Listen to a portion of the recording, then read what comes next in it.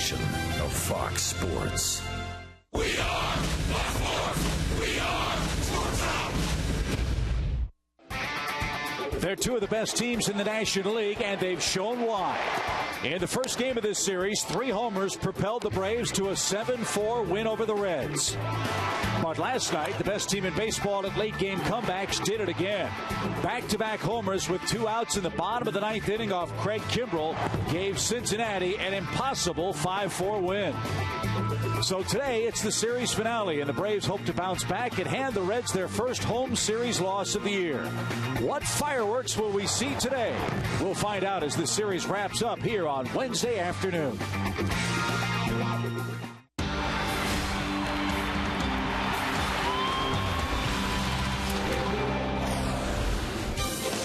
It's a beautiful day for baseball here in Cincinnati, Ohio. The Braves and Reds meet at the Great American Ballpark for the rubber game of our 3-game series this afternoon. Hi again, friends. Joe and Chip back with you. Rough one last night for the Atlanta Braves, but still a chance to win a series in the Reds ballpark, something no other team has done so far in this 2013 season. And Joe, with this long road trip getting underway, a chance for Freddie Gonzalez to truly manage his starting lineup today. Yeah, you'd think maybe after the way the game ended last night that there'd be some urgency to try to win the game today. Well, certainly there is, but I like what Freddie's doing. You know, he calls them his shock troops. He's getting some guys some at-bats in there today, and let's face it, Gerald Laird's hitting .333 so far on the year, 9 for 27. He's in the lineup. Reed Johnson, every time he's been in the lineup recently, he's had 2 or 3 hits, and Jordan Schaefer had a pinch hit homer already in this series. So it's not like you got to dig deep to try to find some guys to play. I think they'll be ready, and I'll look for a good effort today from Mike Minor. And first day off for Justin Upton. He's been a real Iron Man for the Braves in the outfield. We'll see how this new look lineup for the Braves works in Game 3 of the series behind Mike Minor. Braves left-handers had great control. He'll need it in this ballpark. He faces off with Mike Leake and the Reds in the rubber game right after this.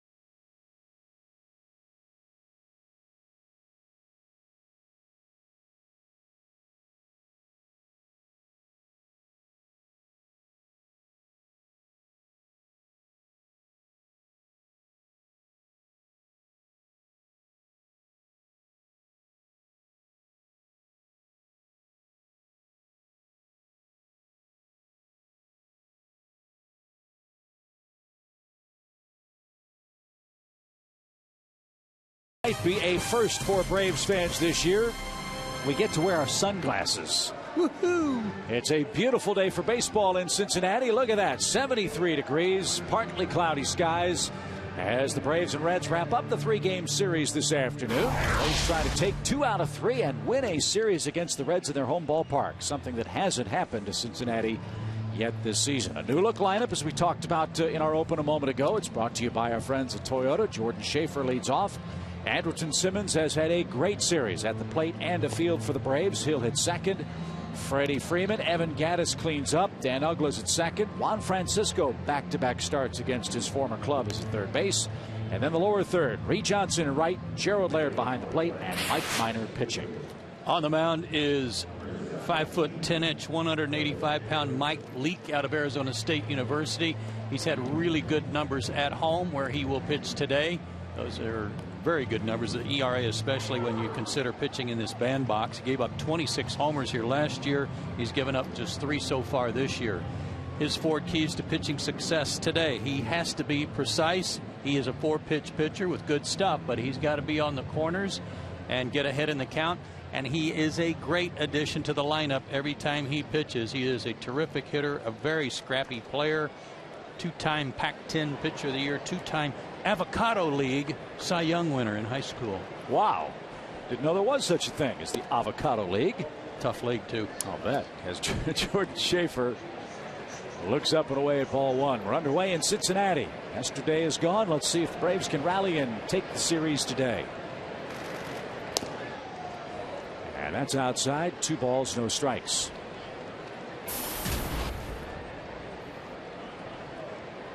Jordan homered in the 8th inning of game 1.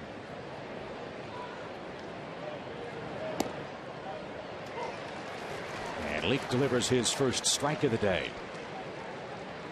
90 to 92, low 90s on his fastball for Leake. Throws a cutter off of that. He's got a curveball and a changeup.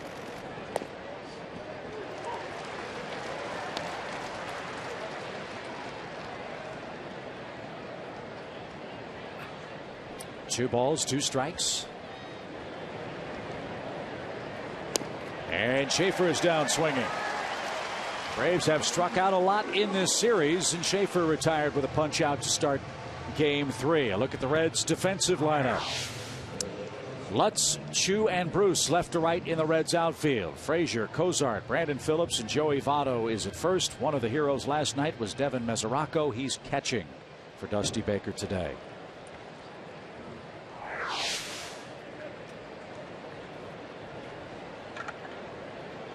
Andrelton Simmons, 4 hits in the series, a couple of homers, and 2 handfuls of great defensive plays at shortstop.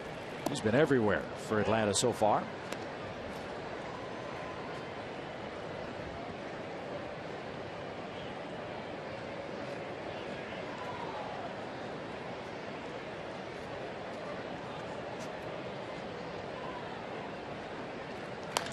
Ground ball past Frazier and into left field. A 1-out single for Simmons. And Joe, he said that day off in Atlanta, the rainout really benefited him. He got some extra work in with Justin Upton. It wasn't just that. I think mentally too. Everybody benefited from that to kind of recharge their batteries. But you're right. He said that Justin Upton offered him a couple of things that he had noticed about his swing. That's always a welcome thing from a teammate. But Andrelton playing great baseball right now on both sides. First at bat of the day for Freddie Freeman, who carries a 5-game hit streak into play.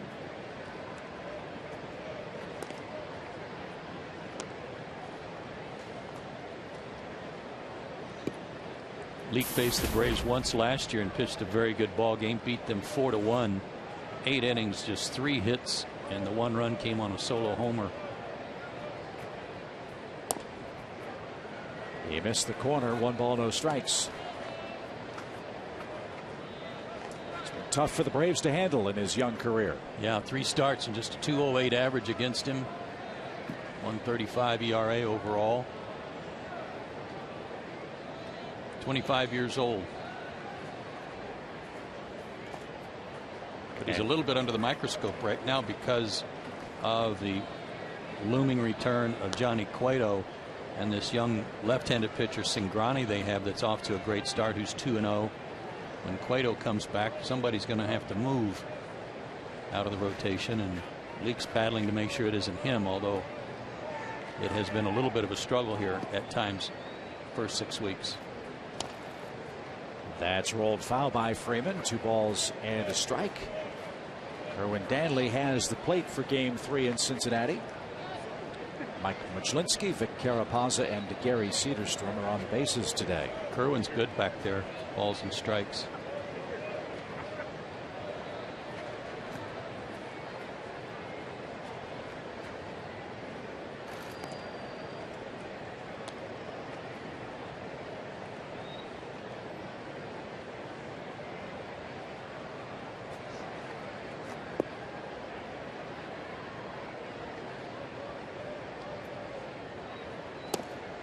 That's downstairs from Leake, who came out of Arizona State and straight to the big leagues. Drafted in June of 2009 by the Reds. Did not pitch in the minor leagues at all. Was 8-4 in his rookie year back in 2010. Made 22 starts. And Freeman drives this one deep down the right field line, but he pulled it foul. They did send Leake back to AAA once last year, the year before, I think, and he only pitched 2 games and 1 start. That's the only time total in his professional career that he's been in the minor leagues. And after those appearances with Louisville, he came back in 2011 on May 27th, started against the Braves and beat them 5-1.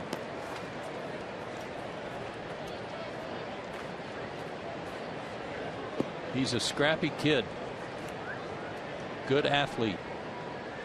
Good fielder. Already talked about his hitting. We'll tell you more about that as he comes to the plate. Good all-around player. 3-2 pitch. Simmons running. Freeman lines one the other way, foul. Freddie's foul line to foul line here in the first inning.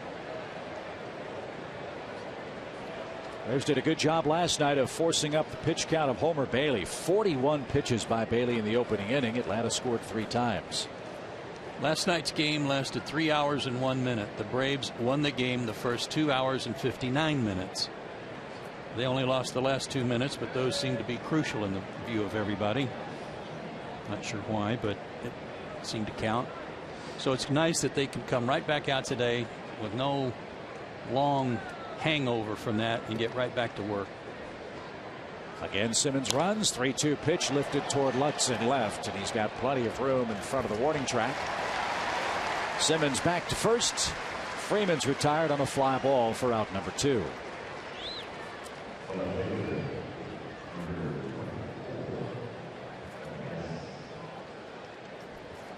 Here's Evan Gattis. Evan at 250, 7 homers, 19 knocked in.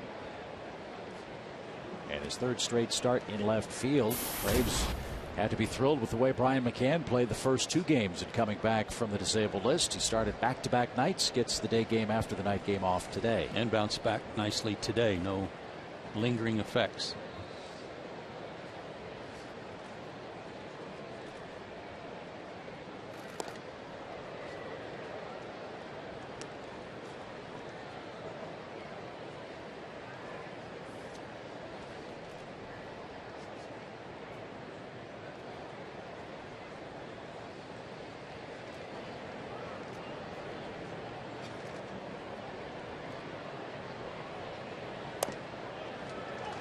Over the outside corner, and Gattis down a strike. Like a good 2-seamer, a little backup on it. Leake's last start, he got the win against the Cubs, but he only went 5 2/3 innings and gave up 9 hits. The reason he was still out there and got the win is he didn't walk anybody. A lot of hits, but no walks. And as we've said this entire series, that is crucial, pitching in this place. It's an absolute.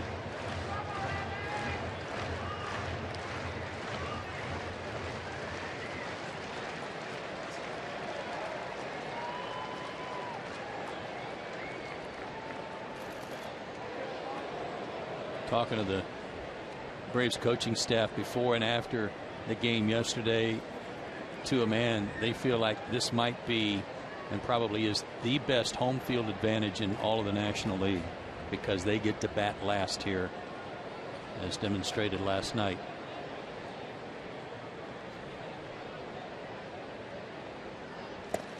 Gaddis swings and misses.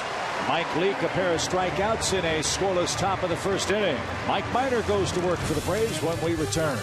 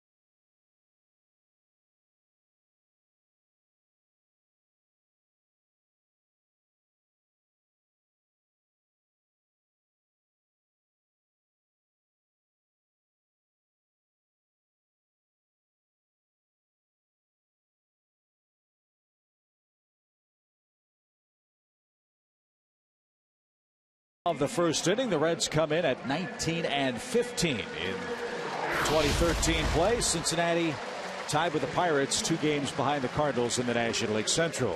Shin-Soo Choo leads off their Toyota starting lineup. He's been everywhere in this series offensively for Cincinnati. Joey Votto and Brandon Phillips, an awfully tough combo in the middle of the order. And in the bottom half, Lutz, Mesoraco, and Mike Leake. 7th start of the year for Mike Minor, 3-2, a 3.26 ERA. The reason we put these numbers up today is so you could see his walk to strikeout ratio. Outstanding improvement for Mike in that department. That'll be important today, of course. 5 walks to 31 strikeouts. His 4 keys to success today: continued command and no walks, of course, and composure. The last time he pitched here, he gave up 4 homers. If you give up a homer, it's not unusual in this ballpark. Just don't let it get your dauber down. Hang in there. And a first pitch swing by Choo, straightaway left field, where Evan Gaddis patrols for Atlanta. And 1 pitch, 1 out, like that ratio for Minor. Here's the rest of the Braves defensive lineup. Different look in the outfield. Again, B.J. Upton and Justin Upton have played virtually every game. In the case of Justin, he has played every game, so rest for those 2. Jordan Schaefer, Reed Johnson in the outfield, Juan Francisco and Freeman at the corners, Simmons, Uggla, and Laird up the middle. Got to do that too. Got to find them days to get them a little rest. This is Zach Cozart, the Red shortstop, and he skies one to right. Reed Johnson gallops in. He's got it. And 2 outs. Hope you had a chance to hear Tom Hart's report on Jason Hayward, Joe. It sounds like Jason's nearing a return for the Braves. He's beginning the process of getting back to the big club. Yeah, actually, he's going to go home from here and play with Gwinnett tomorrow morning. A 10:30 in the morning start, I'm told. Not sure if that's a makeup game or if that's a regularly scheduled time. And then he'll travel with the team to Scranton and play with them over the weekend against the Yankees AAA affiliate. And then I'm assuming an evaluation will be made on how he's doing, how he feels at the end of the weekend. Joey Votto with 2 outs and the base is empty. Looks at a called strike.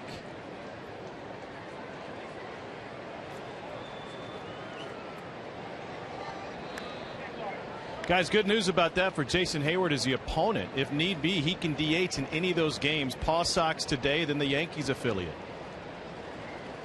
That's a good point too. the soreness, some of the soreness he was feeling was, of course, from swinging after his appendectomy, but getting back into the swing of things with all baseball related activity, throwing included.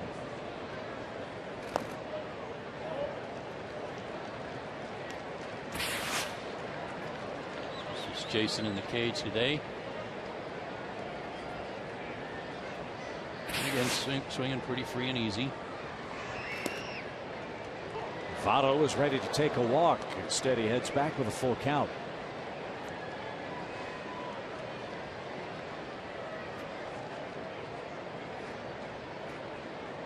Mike has had amazing success against left-handed hitters so far this year. He got Chu on the first pitch. Now the pitch of decision to Joey Votto. And he strikes him out.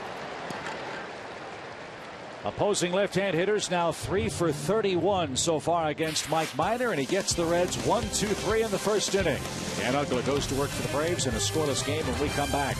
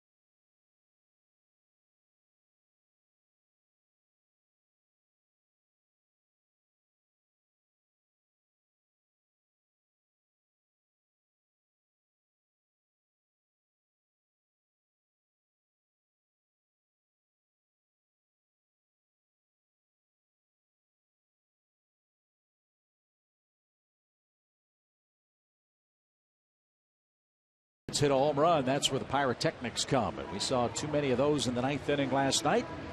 Not much going on so far in game 3 of the series, but a milestone victory for Dusty Baker last night. Climbed over his old manager Tommy Lasorda into 18th place all time among managerial wins. There's a real good chance to move up past Ralph Hout before the season's over, and into at least 4th place on the Reds list too. He'll probably pass Fred Hutchinson. That was our Academy Sports and Outdoor leaderboard.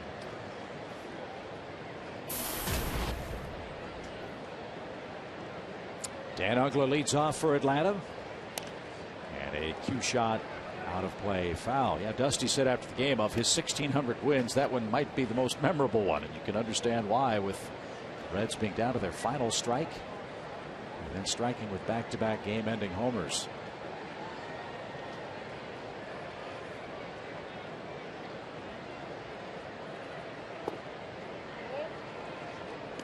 One and two for Dan Uggla, whose bat is heating up. 6 for his last 16.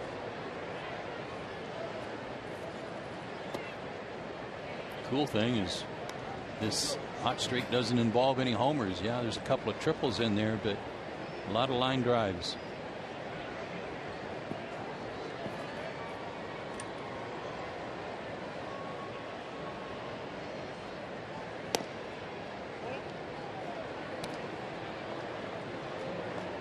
So from 0-2 to 3-2 now for the Braves second baseman.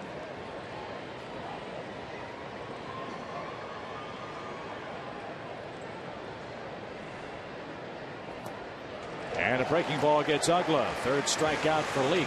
One away in the Braves second. That's not fair. Big 3-2 curveball.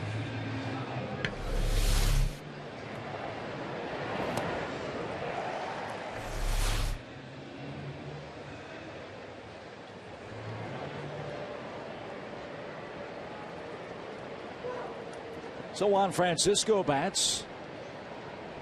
Freddie likes the lefty-righty matchup with Francisco. Chris Johnson has an 0-for-13 run working at the plate.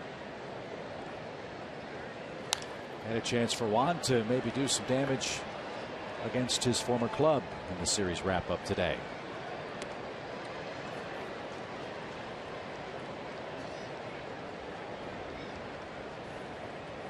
That Braves third base platoon has been awfully productive for Freddie Gonzalez. 4 homers, 12 RBIs for Francisco,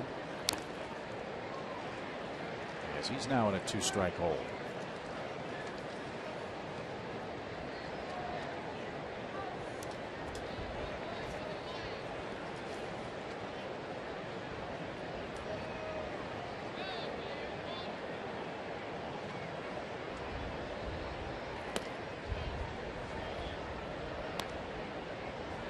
One ball, 2 strikes. Frazier's well off the line at third base. Reds playing Juan as a dead pull hitter on the infield. And that one right back through the box, off Leake's leg. Phillips with a bare hand gets his man at first. 1-4-3 is how that's scored. And that ball was rifled right back up the middle.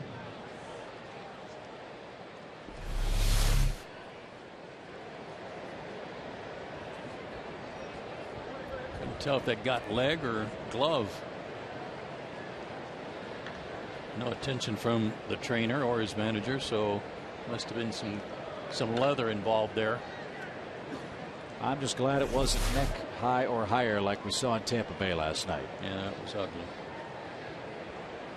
Jay Happ was hit by a batted ball by Desmond Jennings of the Rays. Last report I heard this morning, though, was that Happ was out of the hospital and had a bandage around his head and was on crutches, but was at least released. Reed Johnson, a ball and a strike. Reed getting the start in right field today, hitting .250 with 3 RBIs.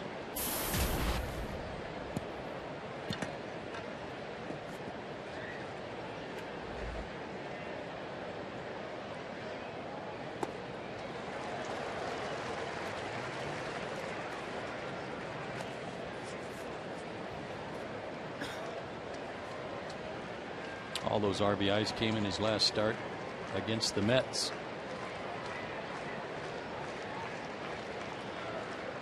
Sunday afternoon.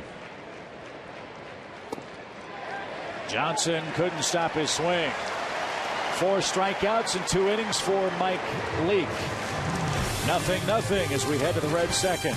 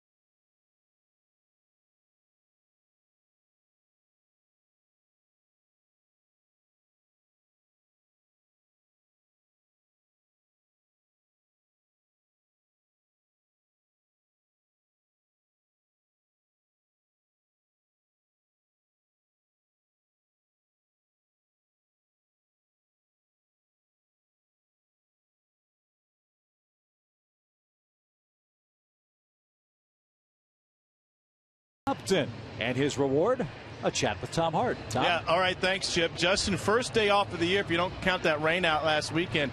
How does it feel to be a spectator today? It's a little weird. It's a little weird for sure. You know, used to being in there every day and then watching the game from the bench. You know, it's a little different. So, you know, just try to take it for what it is and keep rolling. First player in Major League history with 5 home runs in your first 5 games with a new team. You think back to that start in the April you had, could you have envisioned it going that well? No, definitely not. You know, it was a lot of fun being a part of a new team, a lot of new guys to get acclimated with. But these guys have been great, and it made transition easy. And you know, I played well the first month. You're helping out a little bit too during that rain out last week in the home. Some hitting tips with Andrelton Simmons. He's having a great series here. What'd you guys work on? Oh man, he's so talented. He's got such good hands, and he wasn't giving himself a chance to use them. So you know, just getting ready a little bit earlier and being a little more relaxed in the box and staying behind the ball. And he's been great since. Is that typical for you to work with other hitters to share your thoughts in the cage? Well, you know, a lot of guys, you know, me, BJ, Brian, since he's been back, there's quite a few guys that hang around in the cage and bounce things off of each other. And you know, that's what kind of makes guys better. And when you have teammates and coaches standing around watching, you know, you can pick up little things from each other. So, you know, that's something that goes on quite a bit. Your walk totals are skyrocketing over maybe the last week and a half, probably the last 11 games. You think you're seeing fewer pitches to hit? I've seen a little bit fewer, and I've been a little more patient, I think. And you know, I'm getting myself into deep counts, and you know, that's always good when you're trying to see the ball and get good pitches to hit. Speaking of helping new guys, any advice that you've had for Evan Gattis as he moves over to left field the last few? No, I mean, I think he's played out there before, and you know, he comes out with me all the time in left field, and you know, we take turns shagging balls off the bat, so I'm sure he's pretty comfortable out there. All right, day off for you. Still available to pinch hit late in the game if needed? Absolutely. All right, thanks for your time. All right. Thank you very much, Tom. Brandon Phillips is the Cincinnati hitter and has a 1-ball, 2-strike count. Ryan Ludwig got hurt on opening day for Cincinnati, and that's forced Dusty Baker to really shuffle his lineup. That's why Phillips is hitting 4th. He's had a good run with the RBI totals. He's up to 29 of them for Cincinnati.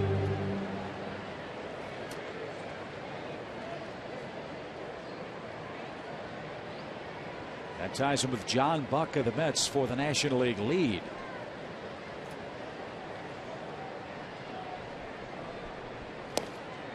And Mike just missed the inside corner, wanted that pitch. Full count.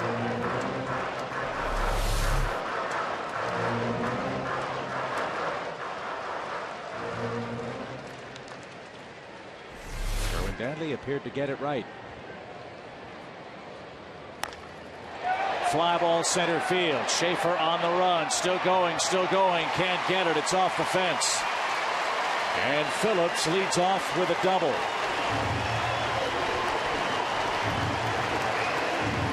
His 9th two-base hit of the year and the first Reds hit of the day.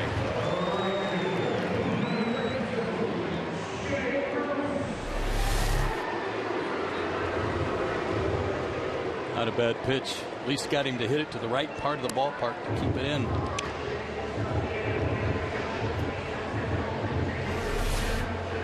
So here's Jay Bruce. This series a matchup of two clubs' offenses which strike out a lot. Bruce leads the parade for the Reds. He's whiffed 49 times already this year. That's 7 ahead of the Braves' B.J. Upton and Dan Uggla. Mike will love a punch out here if he can get it.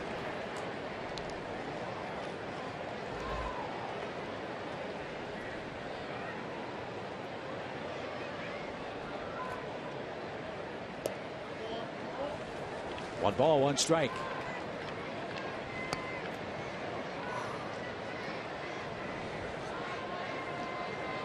And as I mentioned in the first inning, as good as Mike Minor has been against left-handed hitting opponents, you like this matchup in the second. And here are our Ram Trucks power stats. That 0.97 ERA, or excuse me, average by left-handers. Coming in, he was 3 for 29. He's already retired Chu and Votto. to add to it. But oddly, Jay Bruce hits lefties pretty good. .326 average. Better than his average against right-handers by a lot.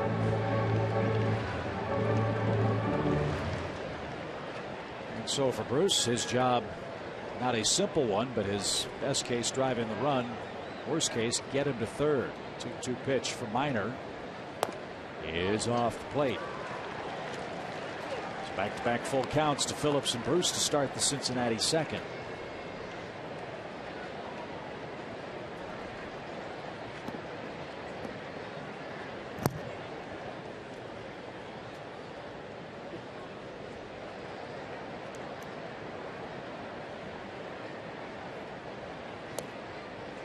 Minor lost him outside. 2 on, nobody out.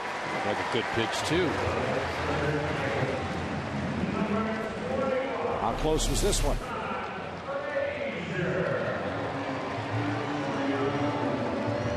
I guess in the eye of Erwin Danley is a little low, but nicked that low outside corner.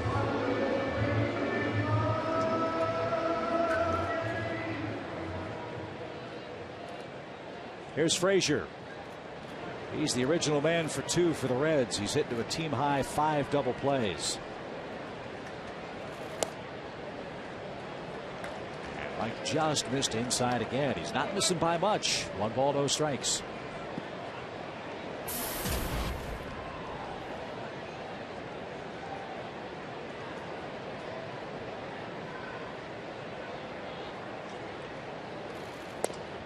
It's always fun to look back and see how clubs get their young players. In the case of Todd Frazier, he was a supplemental first-round draft pick by Cincinnati back in 2007. He was available to the Reds when they were awarded a compensation draft pick when the Giants signed Rich Aurelia.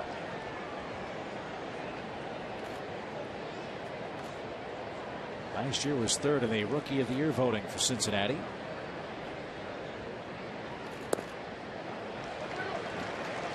And he can be pretty versatile too. Saw last night he came into the game and finished the game in left field after not starting third. In fact, you look at the Reds guide, he's played first base, second base, third base, 2 games at shortstop, and 11 games in the outfield coming into this season for the Reds. So you're right. Nice player to have, Dusty Baker. Let's see if he's got a 3-0 green light.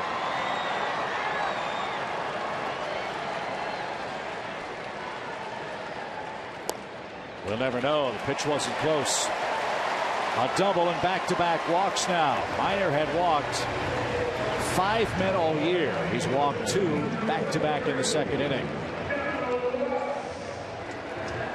In his last start that he beat the Mets, got a no decision against the Mets. He gave up home runs early. Gave up a double and a homer in the first inning. The homer was to Buck. Gave up a leadoff homer to Duda in the second. And then he proceeded to set down the next 18 in a row. He really settled down. But he's in a pickle here.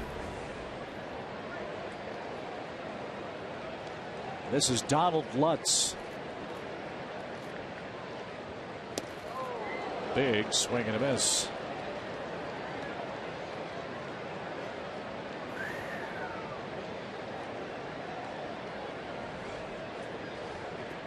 Lutz, an undrafted free agent for Cincinnati. They signed him in July of 2007.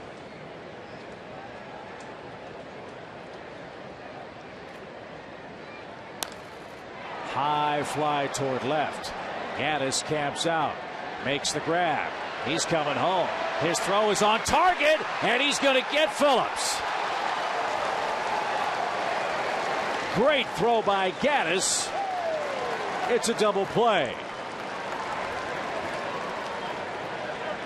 One of the things, I was talking to Bruce Mano, assistant to Frank Wren, who's on the trip, and we were talking about Gaddis' throwing from the catching position. And he said, you know, one of the things they felt like really helped stretch his arm out and help him throwing as a catcher was the time he spent in the outfield playing long catch and strengthening his arm. And while he completely airmailed the cutoff man, runner at second didn't try to advance, so no harm, no foul, and it turns into a double play. Good throw. And now 2 outs for Mesoraco.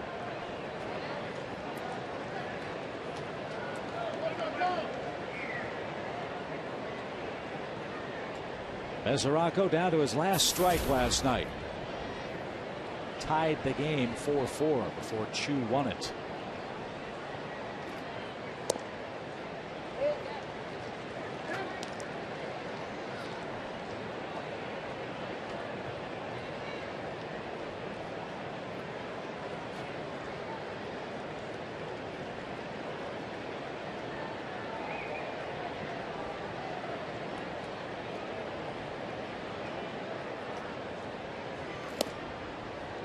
The outside corner called. 2 balls and a strike. This is where Mike Leake comes into play. When I was talking about in addition to the lineup, he's such a good hitter that it's not like one of those situations where you automatically pitch around the 8-hole hitter. Slow roller left side. Simmons gloves and fires to first in time. Wow. And boy, did the Braves defense help out Mike Minor. A double, then back-to-back walks. Lutz is doubled up after a great throw by Evan Gattis as he nails Phillips at the plate and helps keep this game scoreless heading to the 3rd.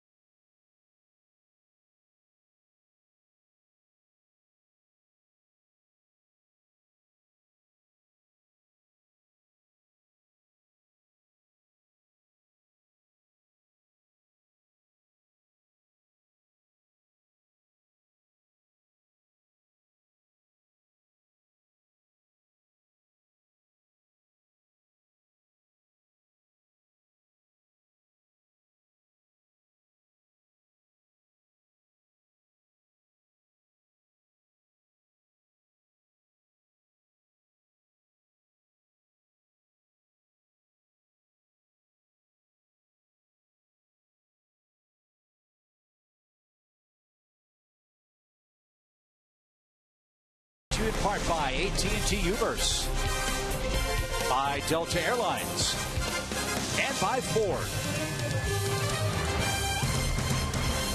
0-0 as we head to the 3rd inning. Great throw by Gattis. Gets Mike Minor out of a 2nd inning jam in Cincinnati. And we invite you to get a great deal on tickets to see the Braves take on the Dodgers May 17th through the 19th with the Steal of the Week today. Get terrace reserved seats on Friday and Sunday for $25 and for $30 on Saturday. That's a savings of up to 43%.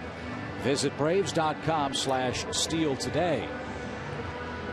Dodgers have fallen on tough times. Who would have thought that Los Angeles in early May would be in last place in the National League West? They've fallen on hard times in large part because of some injuries and some lack of production from some players who are healthy, but they've lost 6 in a row and 8 of their last 10. Missing 2 starting pitchers. Hanley Ramirez back on the DL. And the Colorado Rockies at the moment lead the West by a half game over the Giants, who we'll see tomorrow night. Gerald Laird hit by a pitch.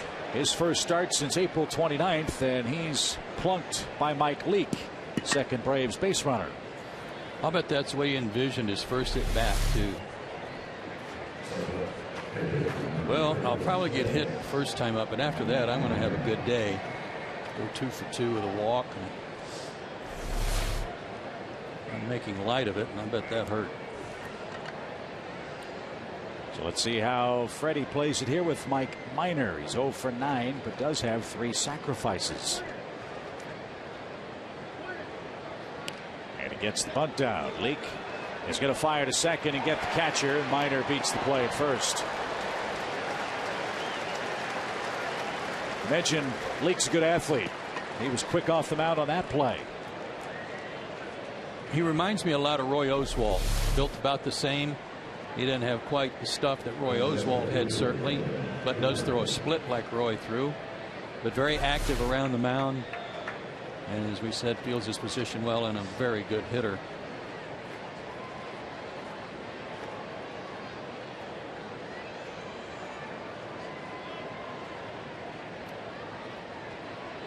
Jordan struck out swinging in the first inning for the Braves.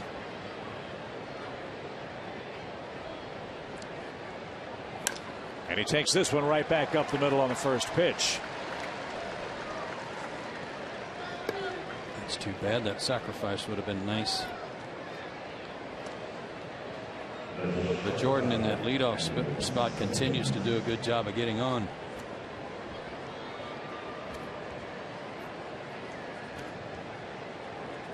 It's been a real shuffle for Freddie this year, trying to find some consistency out of the #1 hole. Jordan Schaefer getting a spot start today.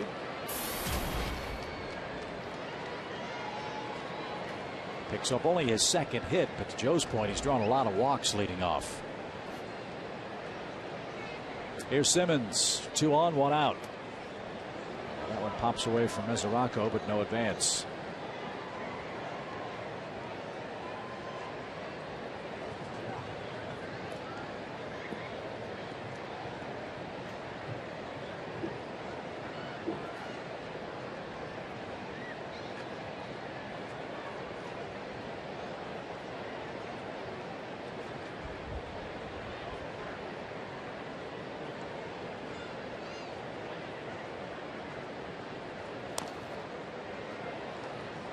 Count now even. 1 ball, 1 strike.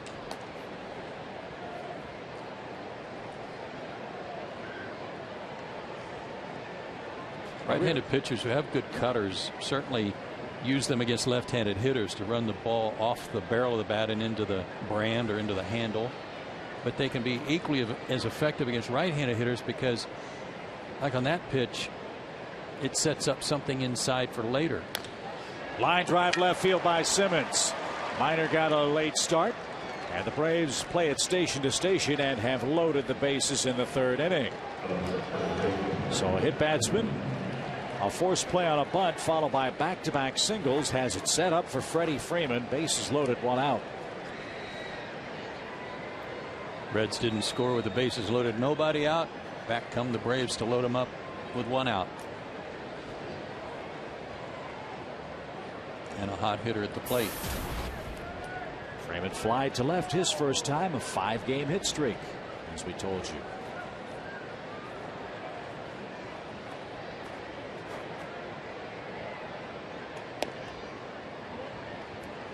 Keep an eye on Kerwin Danley. When, as in was that last pitch, Mesoraco had an inside target, and Kerwin's trying to find some way to get a good angle to see over his inside shoulder, and it takes him really out of position to make the call. He's fine here. Phillips flips to Cozart, and the Reds turn a double play. Freeman and the Braves denied in the top of the 3rd inning. Both clubs wasting early chances, and we remain scoreless.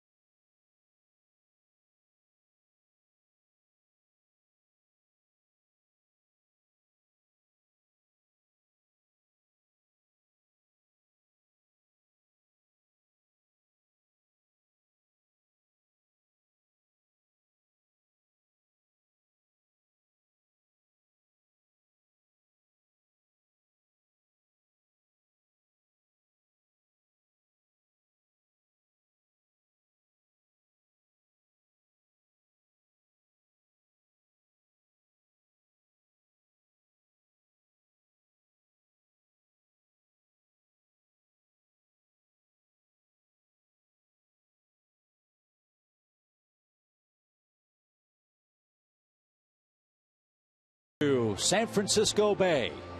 Next up for the Braves, beautiful city of San Francisco. We start a 4-game series with the Giants tomorrow night.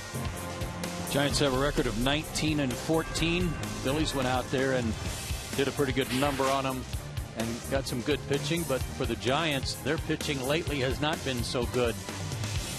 They won 6 of their last 8 games. But check out their starters. 13th out of 15 teams in the National League in ERA. That's very unusual. The only starter the Braves will miss is Barry Zito. They'll get the other 4 guys: Vogelsong, Kane, Bumgarner, and Lincecum in that order. And you mentioned Matt Cain. He picked up a win in his last start. That was the first winning decision by a Giants starting pitcher in about 2 weeks. Most of their work had been done by their bullpen.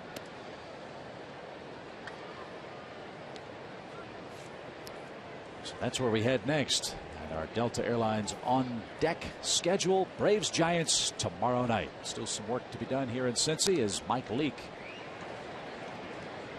What a hitter. 1 ball, 1 strike.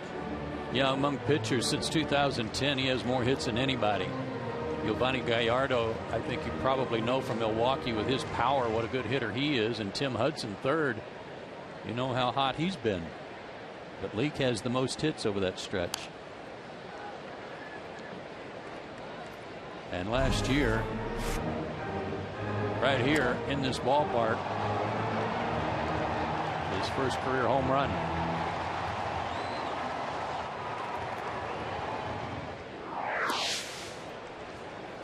But not this time. Minor takes care of Leake. And Payback. that's his, payback indeed, his second strikeout.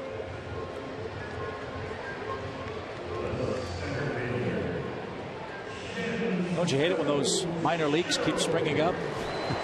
Yes. Last year these two matched up. They match up again for the first time in 2013. Here's Chu. After all the rain in Atlanta, there's probably a lot of minor leaks everywhere.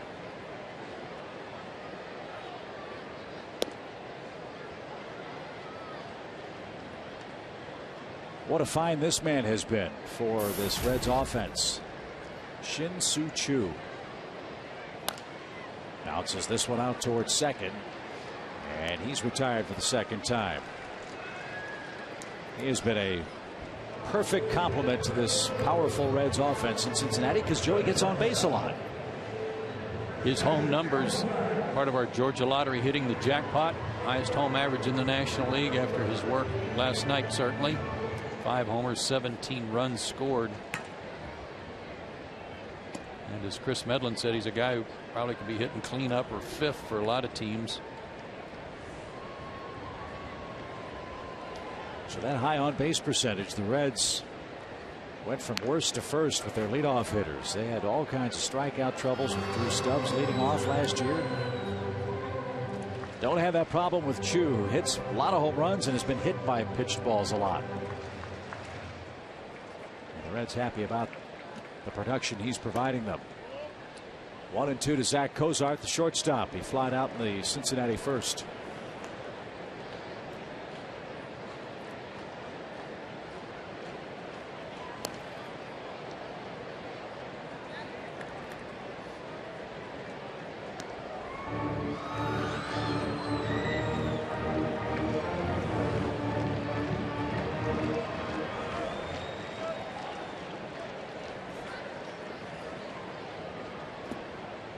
Young lady right behind the Reds dugout that was tossed the baseball on that foul tip by Joey Votto, and she's just about lost her mind over there. But largely because she's got a Votto jersey on. Her favorite player tossed her the baseball.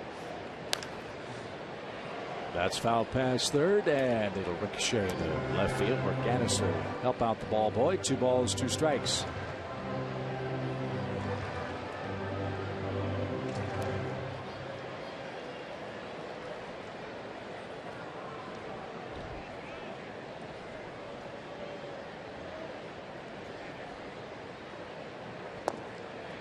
I think they ought to do that in football and hockey. You know, a pass a receiver goes out of bounds, incomplete, kind of gets away from him. Just pick it up, toss it in the stands. Flip the ball in the seats? Yeah, hockey, flip the puck out. Yeah. You know, icing call or something. Uh-oh. Zach Cozart into the second deck.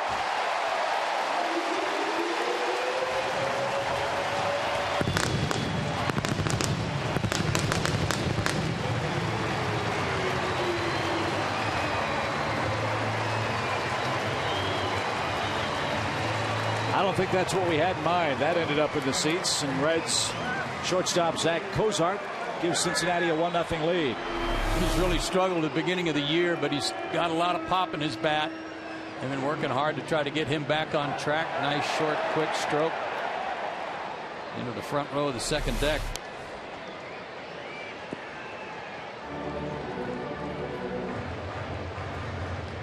Sixth home run surrendered by Mike Minor. A 3-2 pitch gives Cincinnati a 1-0 lead, and that backs Votto off the plate. Tail of the tape on the Cozart homer, 417 feet.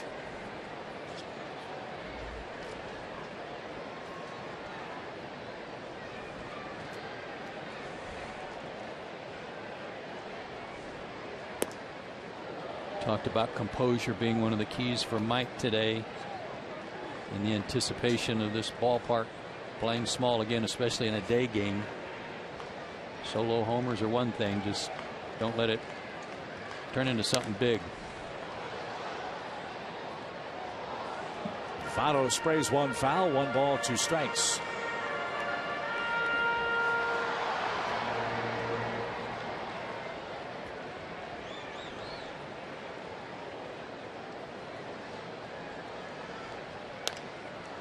Fly ball toward Gaddis in left. He'll backpedal a step or two and makes the play to retire the side. Zach Cozart hits his 5th home run of the season, and after 3, the Reds have struck first.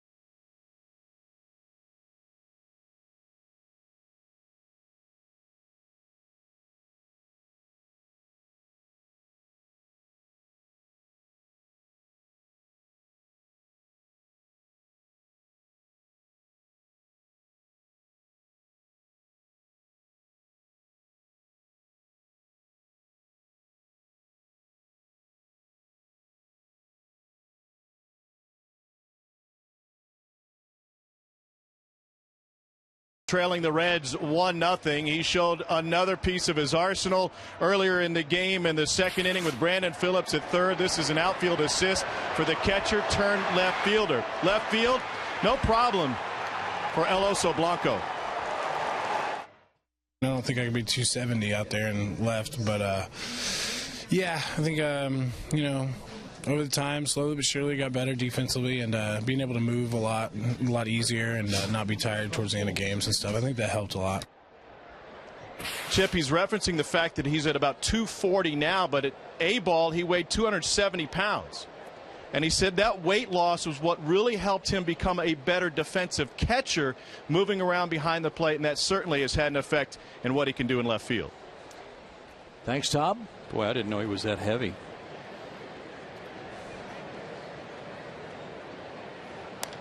And he rolls this one foul, 1 ball, 1 strike.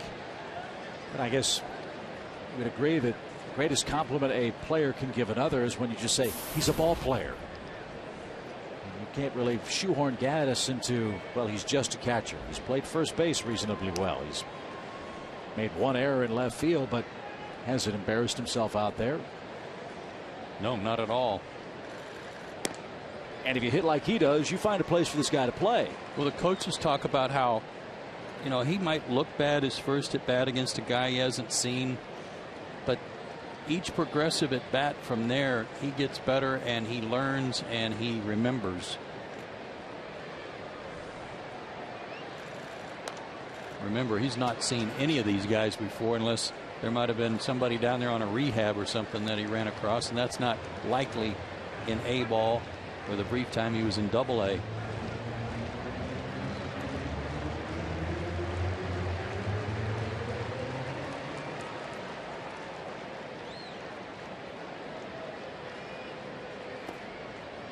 That missed outside. Count even now. 2 balls, 2 strikes. All year long, Braves baseball on Sports South is presented by Academy Sports and Outdoors. The right stuff, the low price every day with Joe Simpson and Tom Hart. The rest of our crew. Chip Carey from Cincinnati. We're in the 4th inning already, and the Reds have struck first on a Zach Cozart homer. Now Gaddis unloads deep down the left field line. Did he keep it fair? He did not.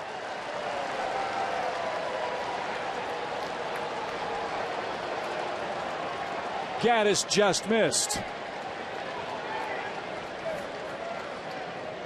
Freddie's going to have a word with Gary Cederstrom. Hanging curveball. And it did come down on the left side of the pole.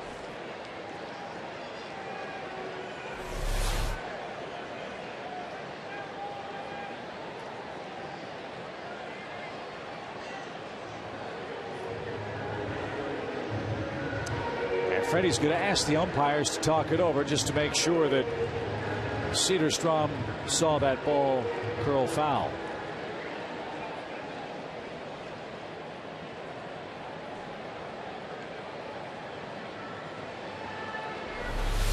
If they do take a look, I think it'll be fairly obvious that this one scraped the pole. I mean, almost hit the pole, but was foul. Question might be, did it hit the pole? And if it did, it's a home run. From our angle, as high as it was hit, couldn't see it actually at the very peak of its trajectory.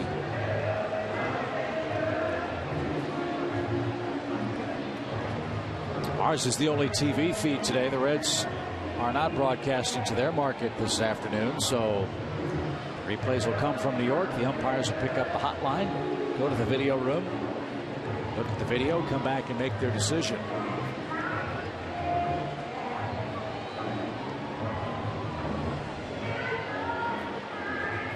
So no harm, no foul. You might as well try if you're Freddie Gonzalez. Well, you just hope those guys that are supposed to be paying attention in New York aren't watching the Pittsburgh-Seattle game and go, what? I wasn't watching.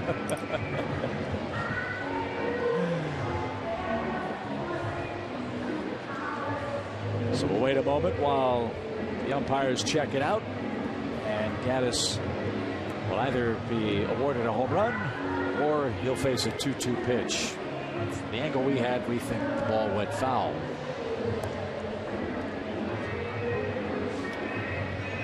Let's see if we can watch the flight of the ball and how close it came to the foul pole, which is really a fair pole, but that's another discussion.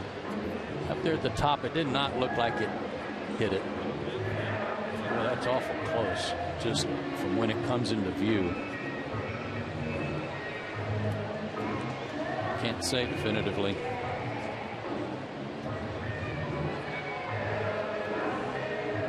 It's another angle. Still very hard to see in that wide shot.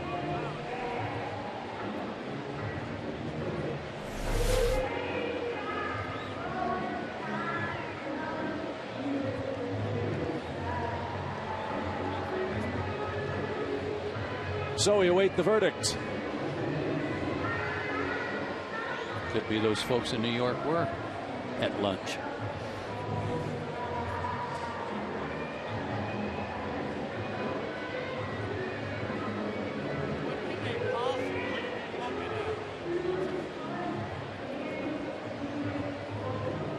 Don't know how long it takes to dial up the replay or get in touch with the folks in New York, or how many video angles you have to look at to overturn the evidence. This, to me, is one of the frustrating parts about having more replay in baseball. It really has interrupted the flow of the game for obvious reasons. And here's Leake cruising right along. He wants to get on with it, and now has to wait for the decision. And the decision is foul ball. Foul ball. –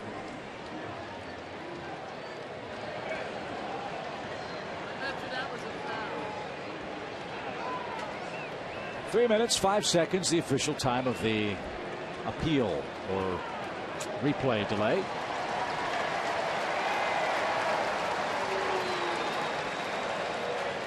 So Gaddis will dig in. 2 balls, 2 strikes.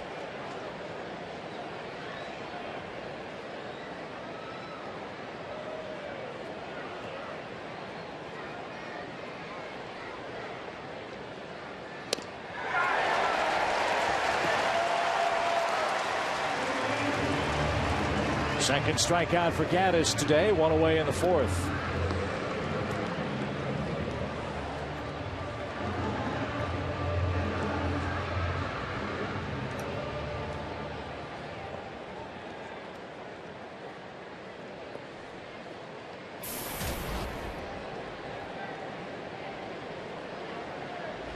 Base is empty for Dan Uggla. He struck out his first time, and he drills this one deep left. Review that.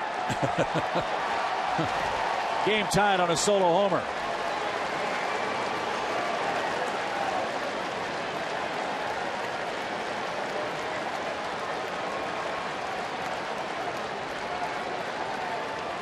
You've been bragging on his swing this whole series. Started at home. Last game or so at home against the Mets, he was showing signs of having a little more level swing, hitting the ball up the middle more.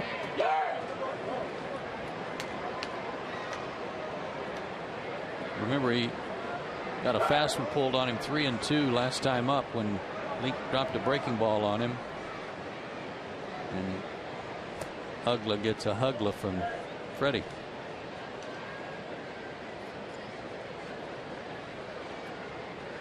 So we're tied at 1. Here's Francisco. And Juan takes downstairs.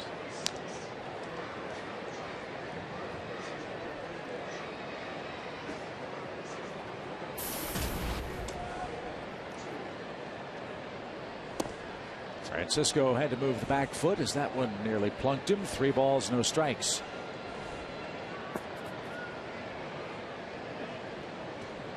Fourth home run allowed by Leake this year.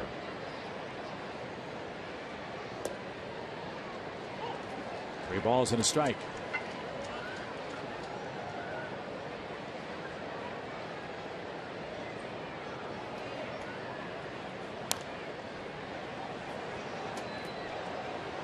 Let's take a look at the swing from Dan Uggla. Fastball coming back to him. That's Dan Uggla's swing right there. Much more level, shorter stroke.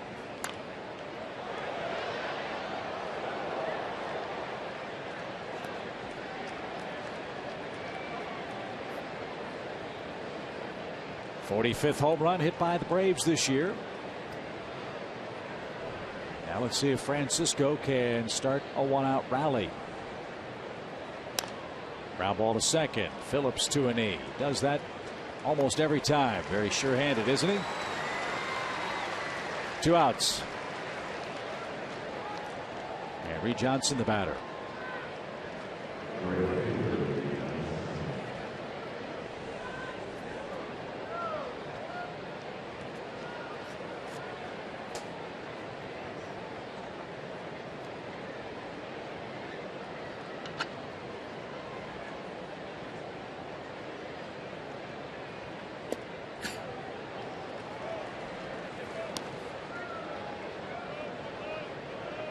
I think you made a great point earlier about how these starters approach today's play in this park, in this weather.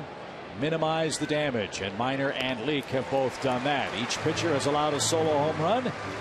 This one to Dan Uggla traveled 392 feet. And with that long homer, the Braves tie the game 1-1 as we head to the Reds' fourth.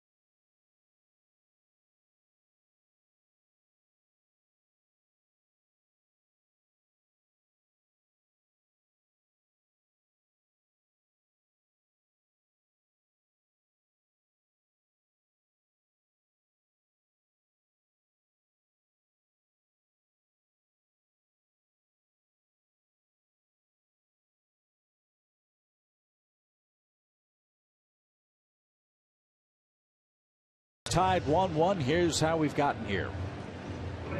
Mike Minor and Mike Leake both escaped some bases loaded jams, and then the next inning gave up solo homers. That's our score right now. The homers came from Kozar to the Reds and Dan Uggla from the Braves.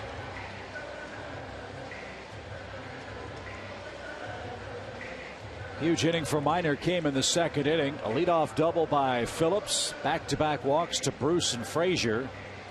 Lutz then hit a fly ball to left. Phillips tried to tag and score, was thrown out by Evan Gattis. And then Mesoraco grounded out to short. Bases loaded, nobody out. Minor didn't give up anything. That was big.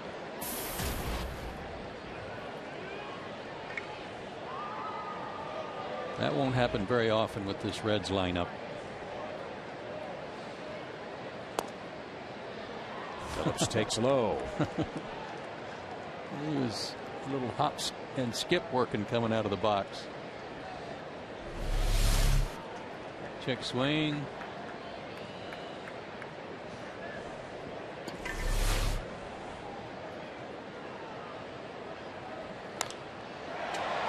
That's hammered down the left field line, and that's foul. Gary Cedarstrom's getting a workout down there. A lot of fans, you could hear him yelling for Dusty to come out and ask, but Dusty's sitting almost right on the third base line. He's got a good view of that.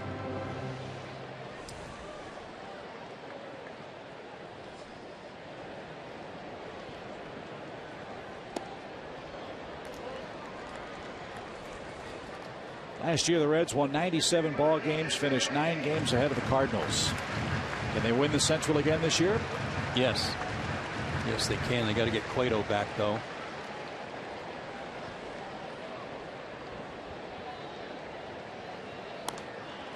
That's popped up. Laird looks for it over near the Cincinnati dugout.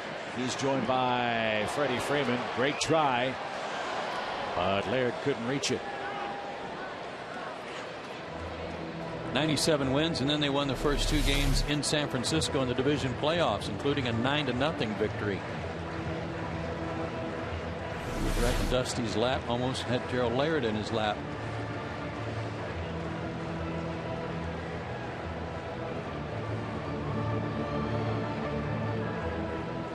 Reds are 4 over 500. They've been dominant at home. Reds are 13-5 here at the Great American Ballpark. 13 wins, the most of any major league team at home so far this year. But they've stubbed their toe away from home. They're only 6-10 on the road.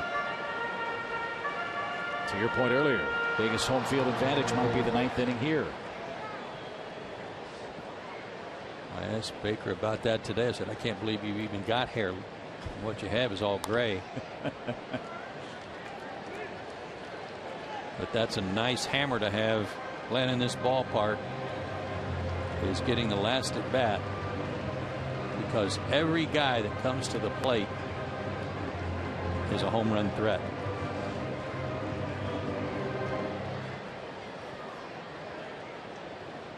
Full count pitch for Brandon Phillips. And that's fouled off at the plate. Kerwin Danley took the punishment. He'll walk it off.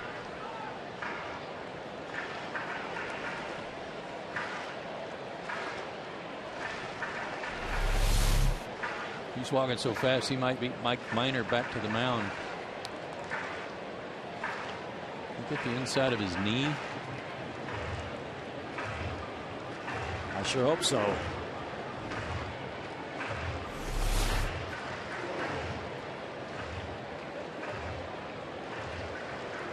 There's only room for one lion tamer on the field at a time, Joe. That's true. Ball boy last night. A little courtesy given here by Gerald Laird.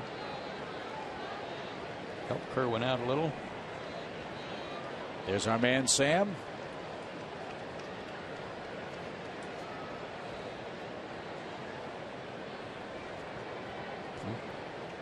Used his glove and the chair last night to no avail.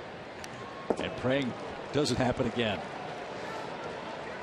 Phillips right on that pitch. 3 balls, 2 strikes.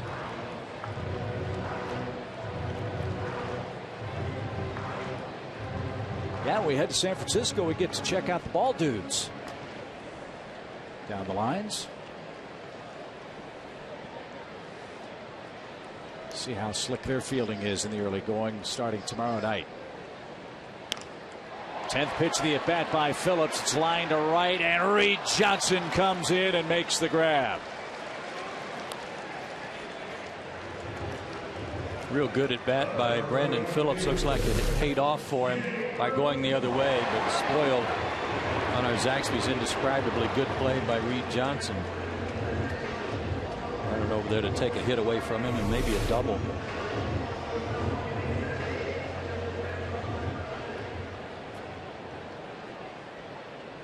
Jay Bruce walked in the 2nd. And Mike misses with ball 1.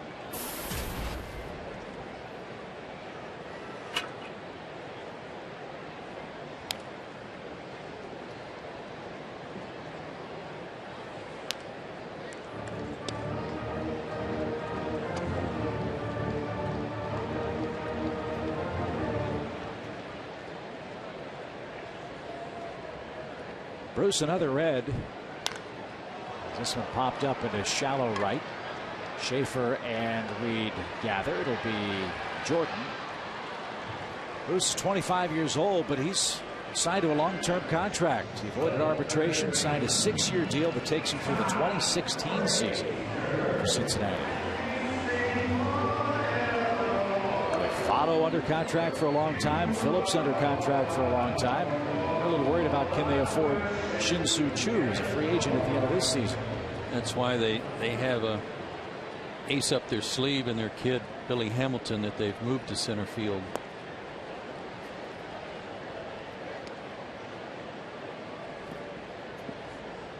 Hamilton's the kid that's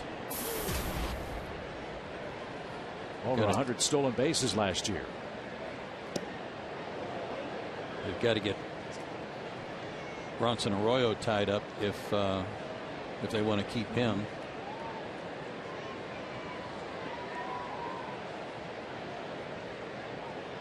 Todd Frazier, the Reds hitter, and Minor gets that by him.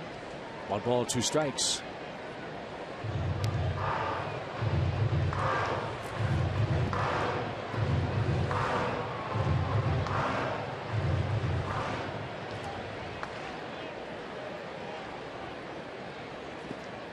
And a swing and a miss. That ball in the dirt, and Gerald Laird will make the play. And Mike Minor gets him in order. 1, 2, 3 in the 4th inning.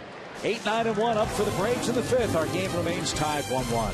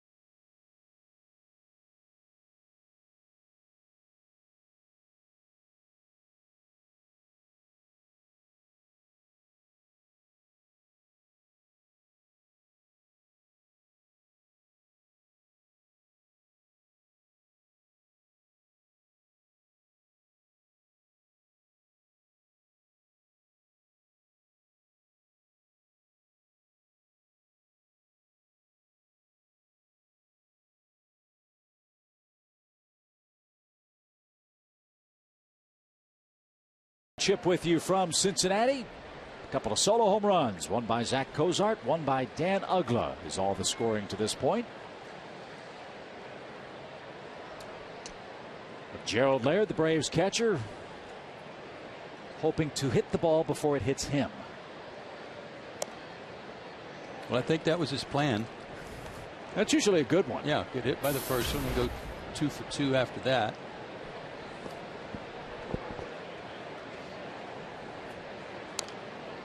Rolled toward Frazier at third, and on the grass. He's going to have to hurry.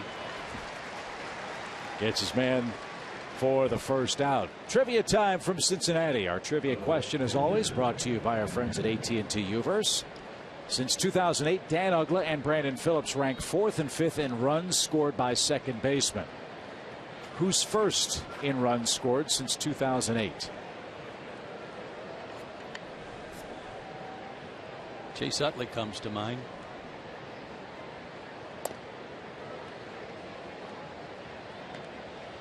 Did that say National League or MLB? Both leagues, okay. So both leagues. Who's scored the most runs as a second baseman? How about Dustin Pedroia? Robinson Cano. Yeah, he gets to trot home a lot.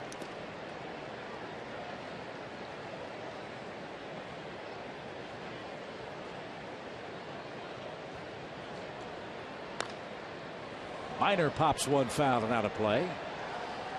2 balls, 2 strikes. Not sure how long Ian Kinsler's been in the big leagues, but he bats at the top of the order, scores a lot of runs for that high-scoring Texas offense. Some nominees. Swing and a miss by Minor. 6 strikeouts for Leake. Fans get 33% off concessions at Turner Field when you purchase a 2013 Braves season ticket package. Prorated packages are now available starting at 16 games for just $152 per seat. Think about it. 16 games at $152. That ain't bad. Visit Braves.com/season tickets or call 404-577-9100 for details. I'm pretty sure that's less than $10, right? That is a real good piece of math there, Georgia Bulldog. Here's Schaefer. The Yale of the South. Harvard. Oh, you diminished your quality there. No balls and a strike for Schaefer, and back out of play, foul. 6 strikeouts for Leake today. The Braves have struck out a lot in the series, but that's what you get with this Atlanta offense. They are a home run hitting group, and they are a swing and miss group. By my count, the Braves have struck out 31 times so far in this series. That's a lot in 2.5 games. But they do have a win. They think they should have had 2, as does everybody else.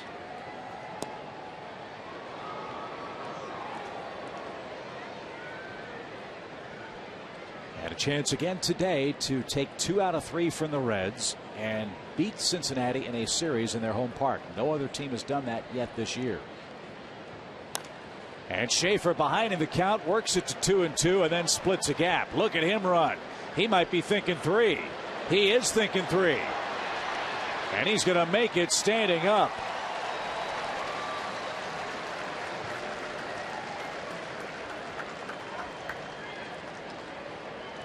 So Schaefer joins Dan Uggla on the Braves triples list this year, and he represents the go-ahead run. We were showing a graphic earlier in this series about the lack of doubles in this ballpark. Wow, he just picked that right up off the dirt.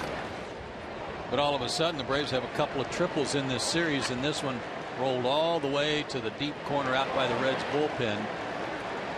And when he hit that ball, Jordan was already kind of coming out of the box, almost got a head start on it, and a nice trip around. 2 hits for him today.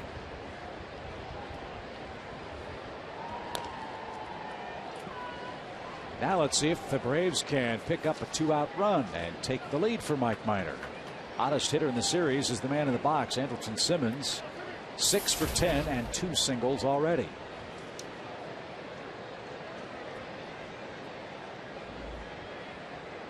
Braves have scored 58 runs this year with 2 outs. Ground ball towards short. Cozart. Couple of steps to his left. And that retires the side. No runs, a hit, a man left. Bottom of the order up for Cincinnati. Still tied 1-1.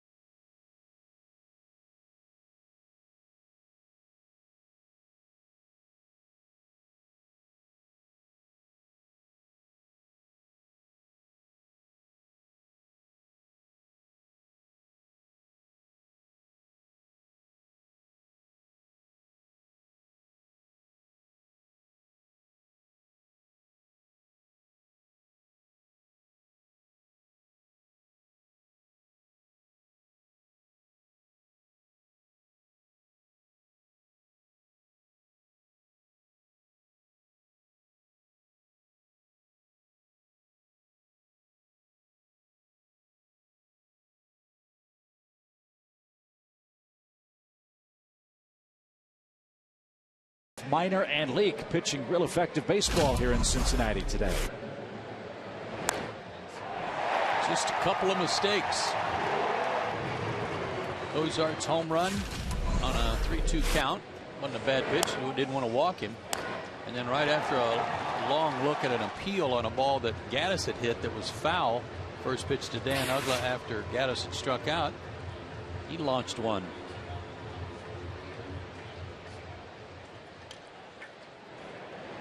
So here in the 5th inning, Mike Minor will go after Donald Lutz, the Reds' left fielder today.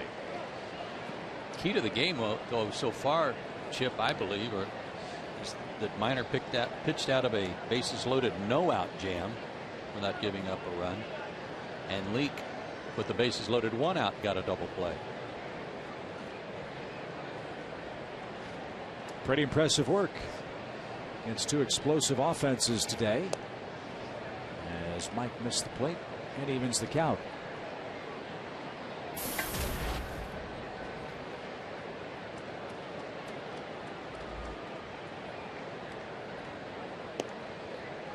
You know, watching Kerwin Danley work today, and I mentioned how he sets up on the inside shoulder, and by inside I mean the shoulder between the catcher and the hitter. I'm surprised pitchers get any calls on the outside part of the plate. You might get a few more on the inside, but watch how far to the inside he has to move on that play. Minor gets comebacker, and Lutz is retired. There's the first out of the 5th inning.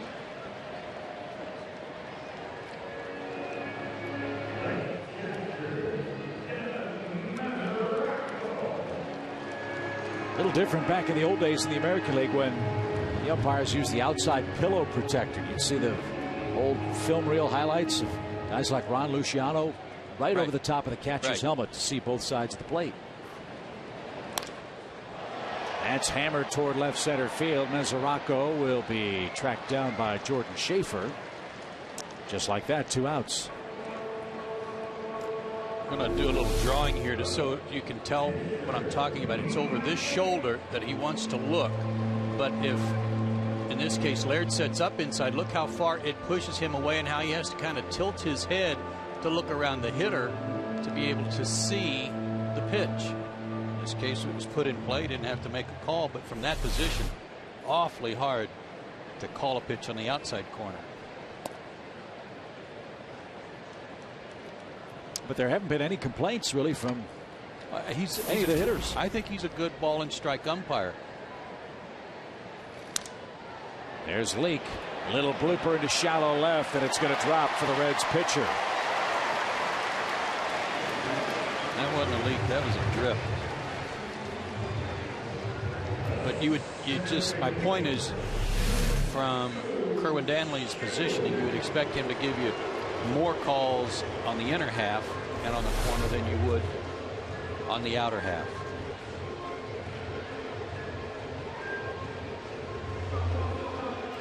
So Leak's aboard with 2 outs. Just 3 hits for Cincinnati to this point as Shin-Soo Choo bats.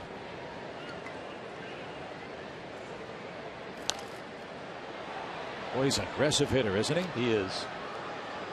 He is, and he's like a lot of Asian hitters, Korean and Japanese, that hit largely off their front foot. And they get the barrel of the bat down on low pitches like we saw last night quickly.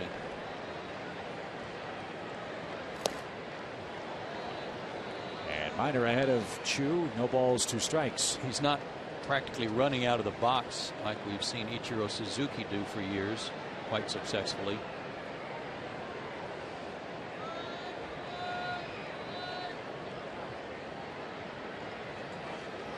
Leak is running, and a roller foul. And the pitcher back to first with an 0-2 count. And he had it. He had it stolen. Went on his first move and had a huge jump. Freddie playing behind him, so he had a little additional lead. I'm telling you, that guy's scrappy. He's a ball player. Mike Leake. You could put him in the outfield if you had an emergency in an extra inning game.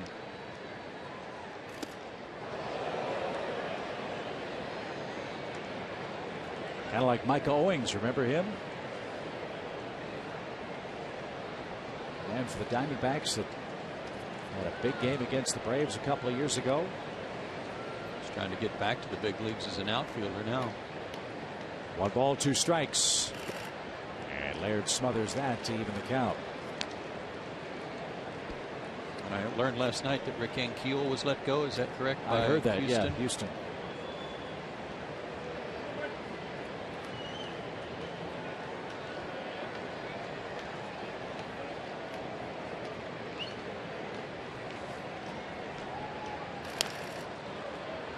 Roll foul by Choo. 2-2. Braves fans will always have a soft place in their heart for Rick Ankiel for that huge home run he hit in San Francisco in the playoffs a few years back. Game 2 at AT&T Park.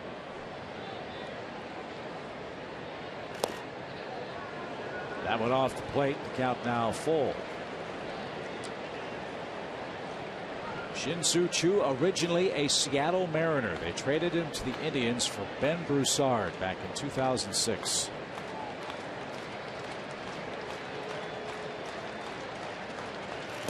And Minor strikes him out.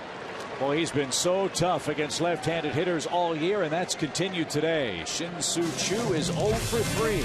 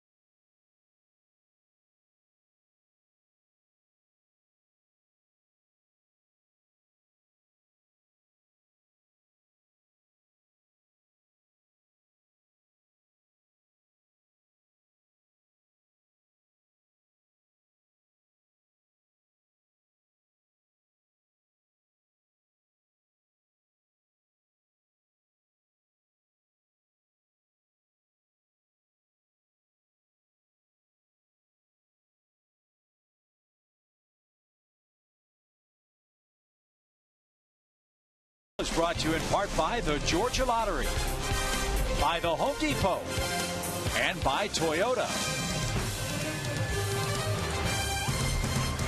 There's your score after 5. 1-1 Braves and Reds on a couple of solo home runs here in Cincinnati. Freeman, Gaddis, and Uggla coming up for the Braves in this 6th inning. Saturday, soccer returns to Fox as Manchester City takes on Wigan Athletic in one match for England's most storied trophy.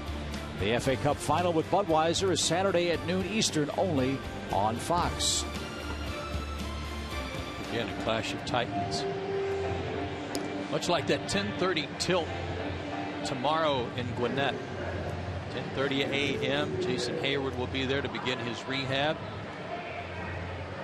If you're in the area, you ought to drop by, catch that game, and then tune us in later tomorrow night from San Francisco.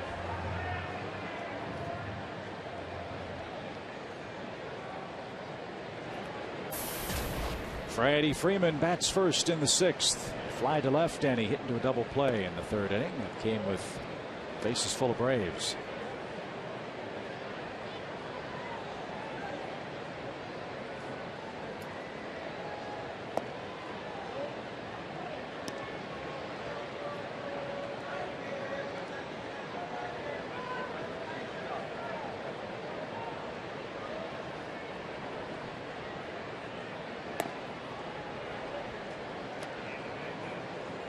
Made off a pretty good changeup. See if he gets a green light.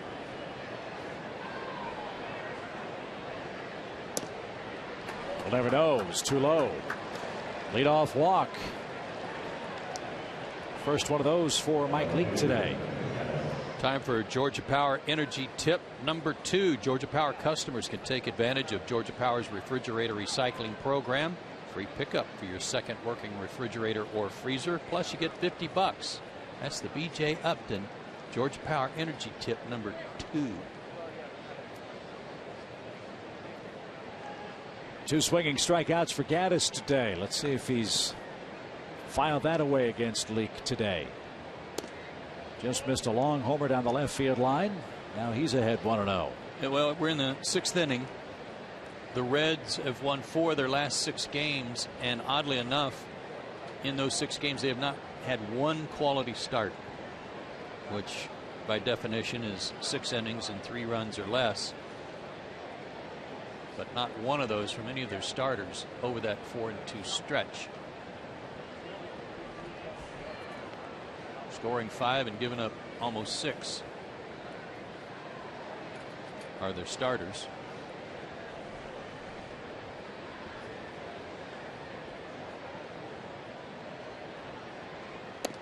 Way outside, ball 2. Those 6 games have come against the Braves. 3 at Chicago and Wrigley Field with the Cubs, and then 1 with the Cardinals in St. Louis. They're off tomorrow, are these Reds. They've got Milwaukee in town over the weekend.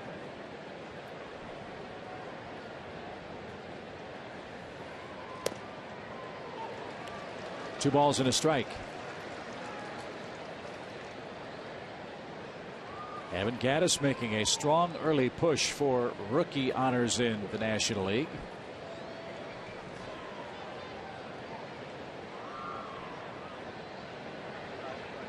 Fourth in average, first in homers and RBIs. And a bouncing ball up the middle. Phillips had him played right behind the second base bag. That was well scouted. Yes, it was. When you just got to walk up and step on the bag, you were in the right place. So 2 double plays for the Braves offense in the game. The bags are empty now for Dan Uggla. He extended his hitting streak to 6 games with the Braves' lone run, a 4th inning homer.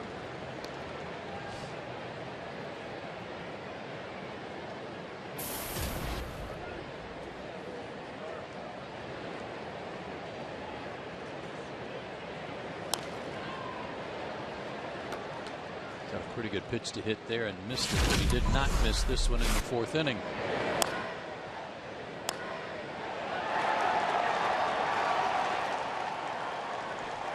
His 6th of the year. Another pitch to the outside corner, didn't get the call. So Dan lives to see another pitch. Dan's put 35 points on his batting average in the last week. He's at 204 now. A week ago was hitting $169, so that's a real encouraging sign to see him trending the right way.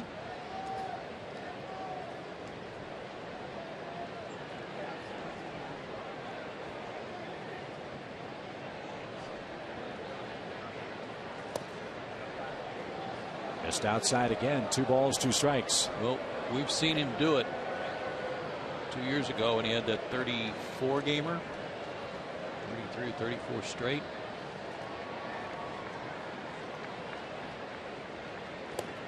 And if memory serves, one of the games that kept that streak alive was a pinch hit home run that he hit here. Good point. Against the Reds. How do you remember that? Have to have a good producer. Good 3-2 pitch. Swing and a drive down the left field line. That one's got a chance. On further review, Uggla's hit another homer.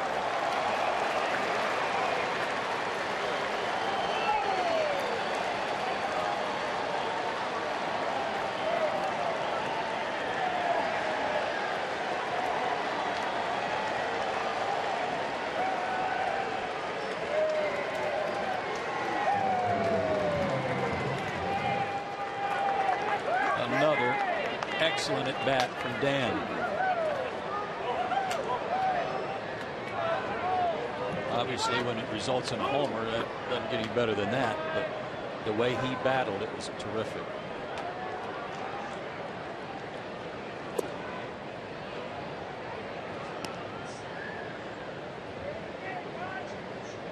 Worked the count full and didn't miss. 343 feet and just high enough and deep enough to put the Braves in front. Take a look at this swing. A very similar pitch, like a 2-seamer that ran back to him. And he got his hands in quick enough to get the barrel to it. That one was a little higher than the first home run in terms of location for the pitch. But a good turn.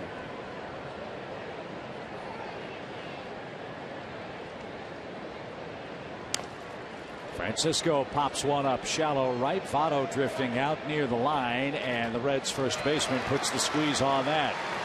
Dan Uggla's heating up with the weather. A 2-homer game, the 17th multi-homer game of his career. And Mike Minor now enjoys a 2-1 lead in the 6th.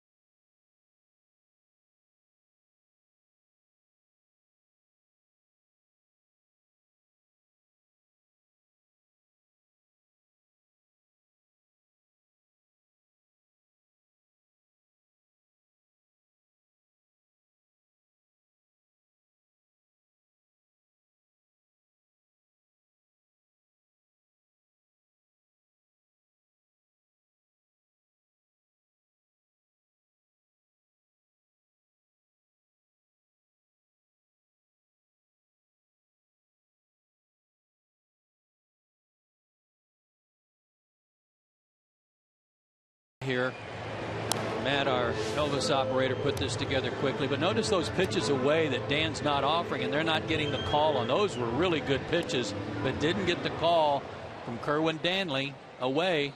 Leake very upset that he didn't get that last one there, and then lo and behold, he hits one out.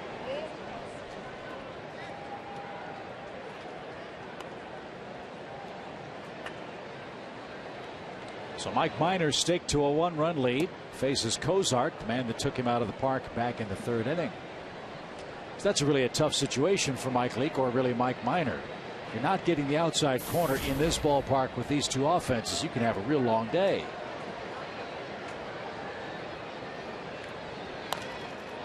High fly to left. The park appears to hold that. Gaddis on the warning track makes the play. Cozart just missed, 1 out. Where it really becomes an issue with these calls to the outside corner is like right here. If Mike Minor can't go to the outside corner and Joey Votto, and he's got a pitch to the middle in, that's asking for trouble. Same thing happened with Leake to Dan Uggla. He got no calls away, so he had to come middle in, and he hit it out.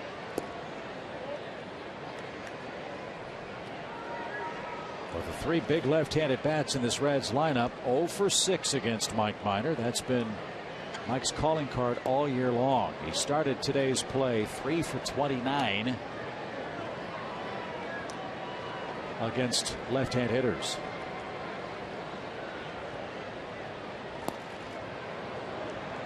There's a swing and a miss. 2 balls and a strike.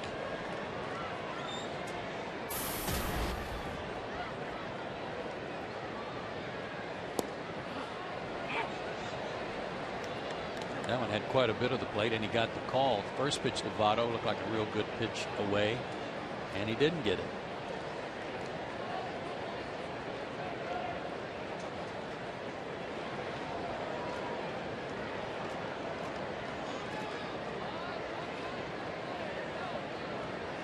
Swing and a miss. Votto is down on strikes.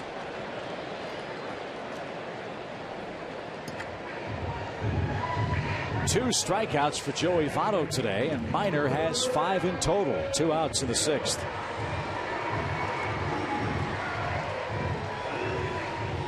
Well, he's done the same thing today after the home run. The only batter to reach was the pitcher, who hit that little Ric Flair to left for a base hit.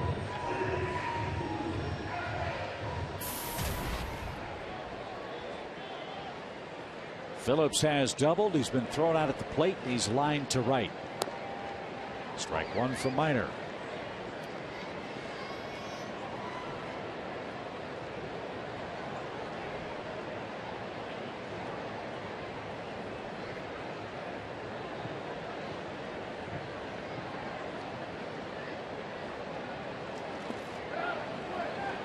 Phillips went around and knew it.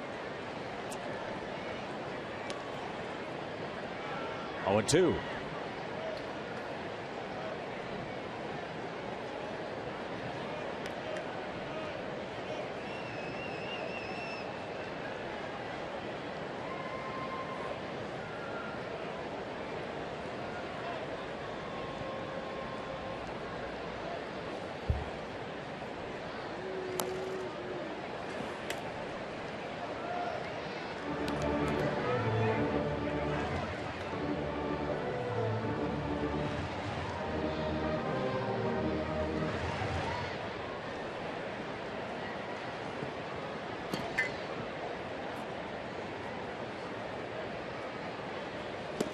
Swing and a miss, struck him out. Minor climbs the ladder, gets Brandon Phillips and the Reds in order. Another shutdown inning for the Braves starter. And we head to the 7th. Atlanta up 2-1.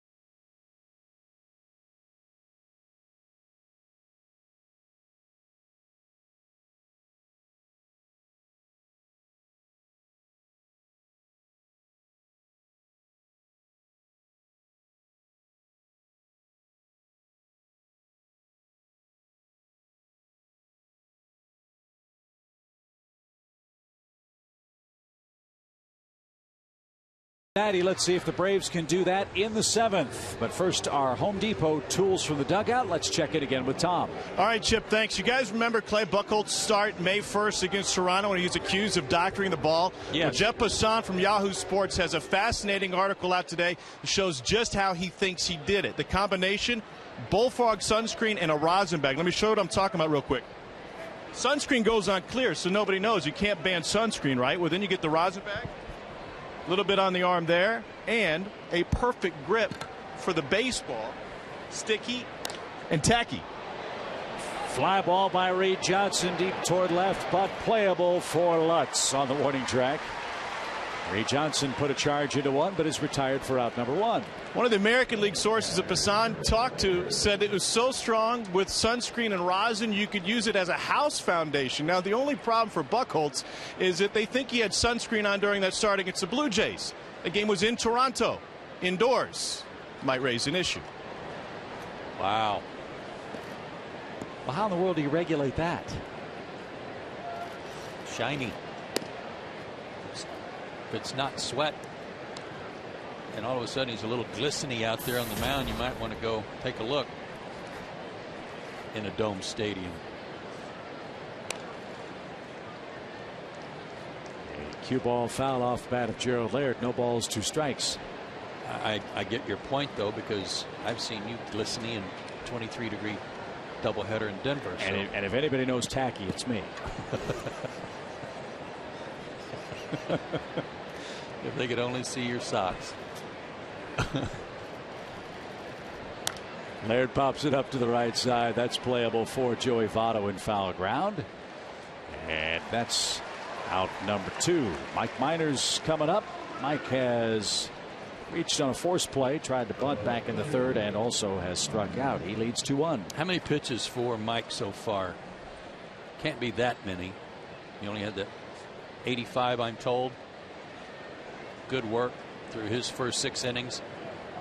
Don't know about the availability of O'Flaherty after he took that line drive off the thigh, and Kimbrel and his recent work. If we might see Mike Minor pushed a little deeper today. We'll see if that's the case. Minor is through 6 innings, leads 2-1, and the Reds up after the stretch.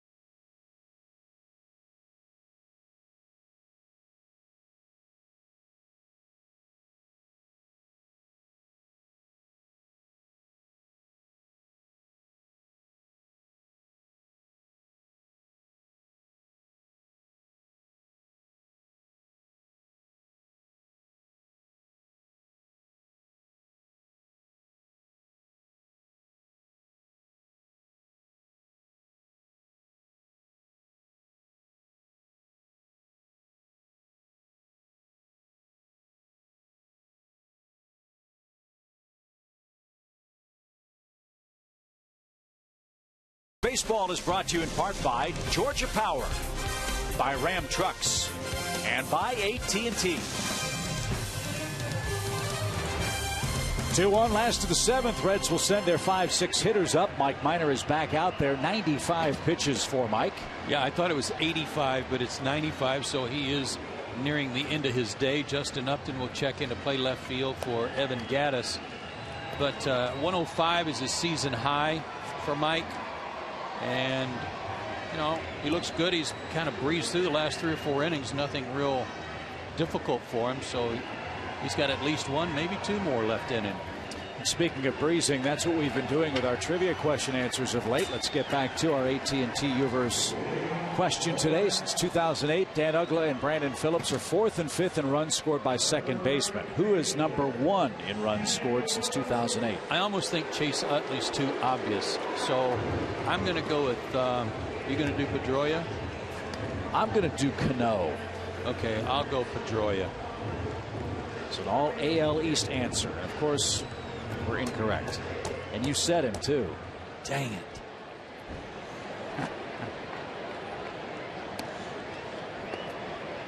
You know, it's really sad when we get taunted. Or that you talk yourself out of it. Yeah. Because if you'd said Pedroia, I'd have said Kinsler. Oh, so now. Guess my socks took you out of your mojo mode. Blinded. Yeah. Perfect. Here's Jay Bruce. First or second pitch swing, drive to center, where Jordan Schaefer patrols and makes the play. 1 man down. 5 straight retired by Mike.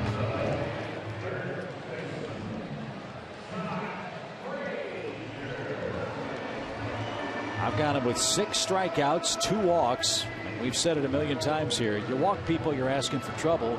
He found it in the second, but Gaddis, the catch and throw to the plate. Double play and a ground out ended the Reds' second inning try. Yeah, 11 out of 12 since the homer. And he's only given up 3 hits total. This is Todd Frazier, the man with the Frank Sinatra walk-up music. You make me feel so young. As we know, that's usually not the case.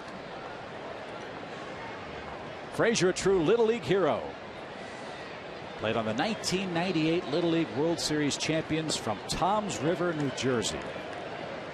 They beat Japan in the final game. Frazier went 4 for 4 and hit a home run. What a day.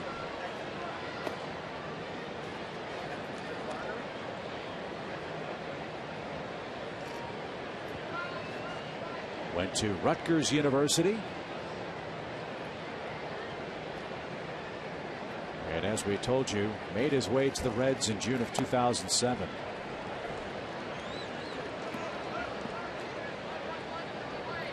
Cincinnati was the second team actually that drafted Frazier. The Rockies took him in the 37th round in 2004, but he went to college.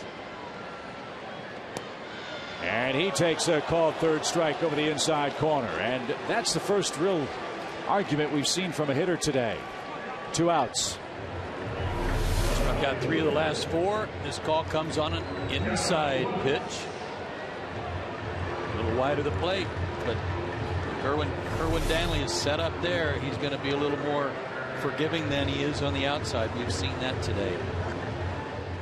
Very consistent with that. Getting a little dark here. Supposed to rain locally around 4:30 here in Cincinnati. Thank you, Flip. Chip.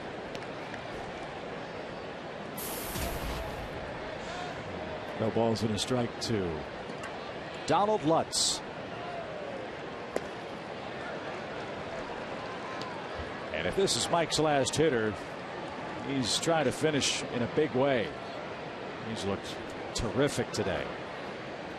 This guy Lutz reminds me a little bit of that guy Blanks for San Diego. Oh, Kyle Blanks? He's been out for a year or so. He's back now. A great, big, strong, powerful hitter. And great to see Major League Baseball's European Academy bear some fruit.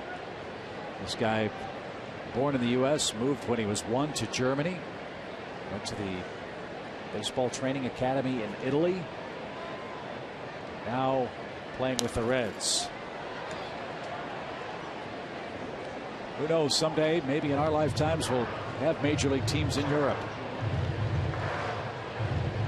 I, for one, vote for the Paris, Rome, Barcelona, Miami trip. That'd be a good one, wouldn't it? Yeah. Be a nice division. Yes.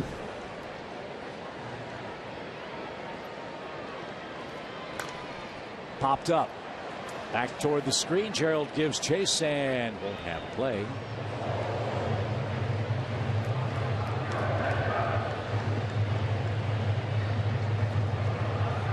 Big league scout Ed Lynch made the play right behind home plate.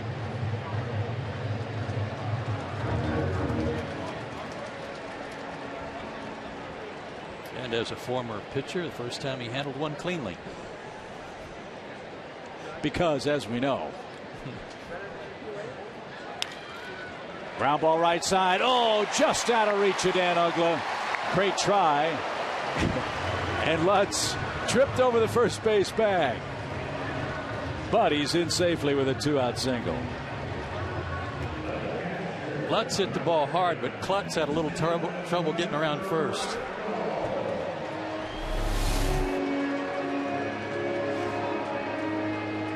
Whoop. Thought maybe his foot slipped off the bag, but not so.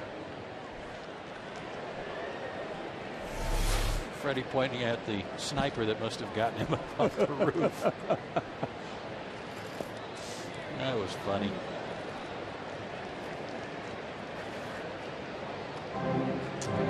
Now Mike's got to worry about the man in the batter's box, Devin Mesoraco. He's 0 for 2 and represents the go-ahead run for Cincinnati.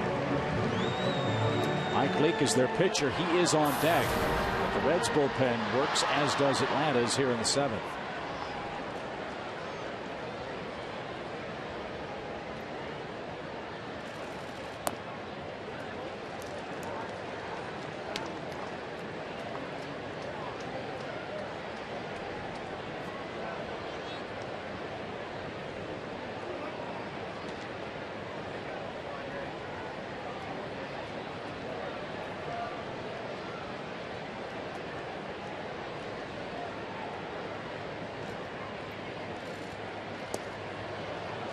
Good off-speed pitch. Might be the slowest one he's thrown all day. 81.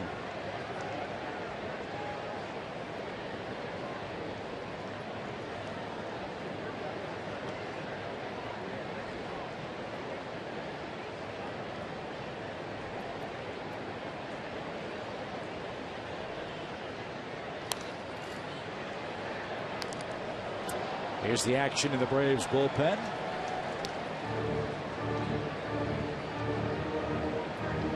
Avila on the lefty, Gear in the right-hander.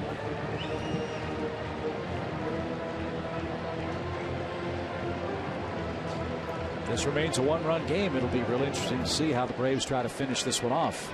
It will be. And again, O'Flaherty a little sore from that line drive he took last night. The right quad. You said 4 out of 5 days or 4 out of 5 games he's pitched. Right.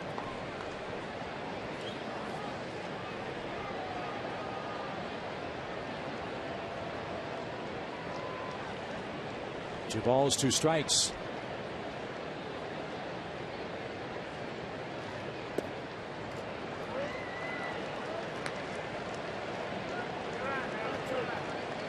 Tom Hart tells me that Freddie Gonzalez had said to him that we're at a night game today. O'Flaherty might be used, but this was a quick turnaround. And yes, he's pitched 4 out of 5 days.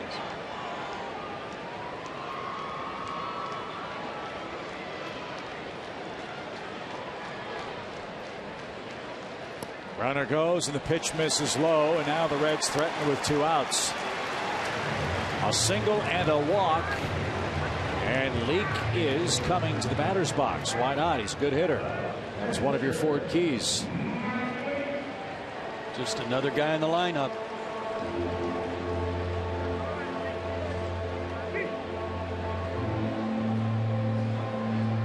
And Roger McDowell makes his way to talk it over. Braves 5-game packs are a great way to catch your Braves in action all year long. Pick 5 games of your choosing and enjoy savings of up to $4 off the gate price on each ticket.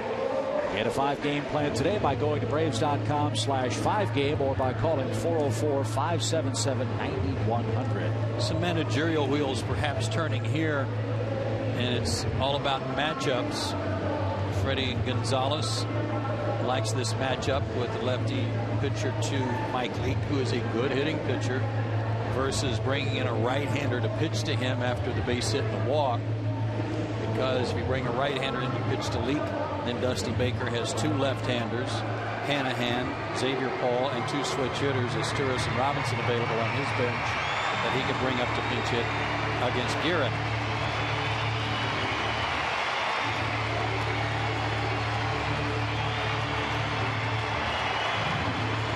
And this is as good an option as you're going to get head-to-head. Well, they're professional hitters on the bench. This guy's a professional pitcher who happens to be a darn good hitter with good numbers against Minor.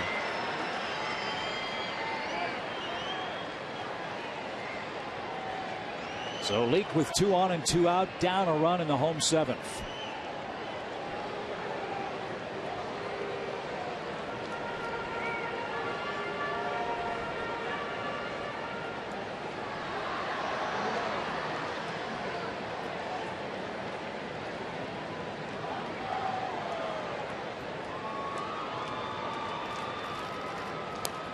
Strike 1.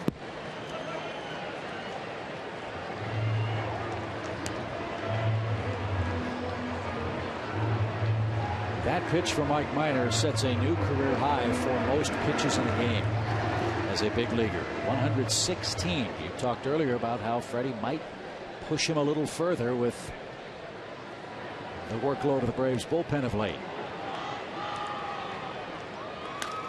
High fly ball toward the left field line. Justin Upton is there and has it. And Mike Minor pitches out of 7th inning trouble.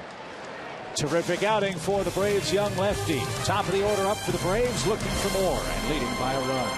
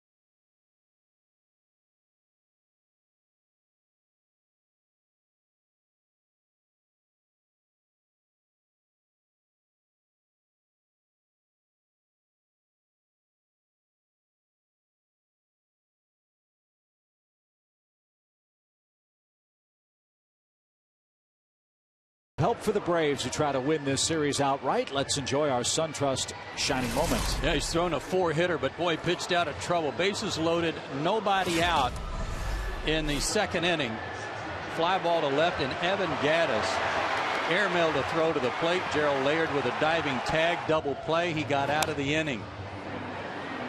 Mesoraco grounded to short. That ended the trouble.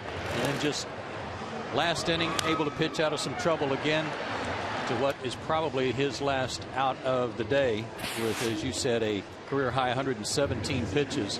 But a great day. 4-hitter. The 1 run coming on a Zach Cozart homer in the 3rd.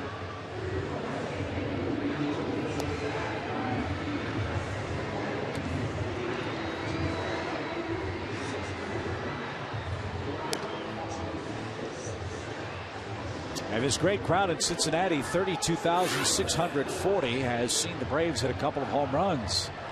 Both of them by Dan Uggla, as you see on our Subway in-game box score. Well, it'd be really nice to add on here the last couple of innings and got the top of the order up to do it.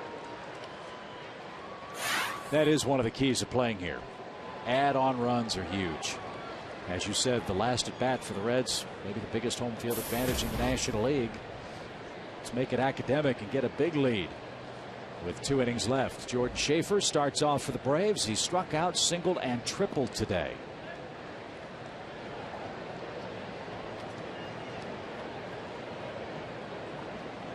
I don't know how many walk-off wins the Reds have had the last year and a year plus, but the Braves have seen enough of them. I know that. Yeah.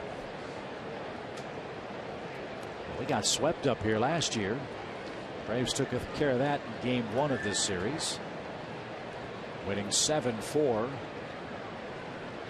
Heartbreak last night, but winning today as Schaefer looks downstairs. A leadoff walk would be nice to a fast runner. And Leake's next pitch will be his 100th.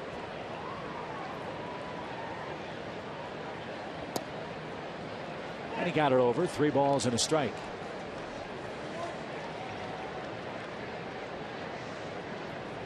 .108 is his season high. 114 career high.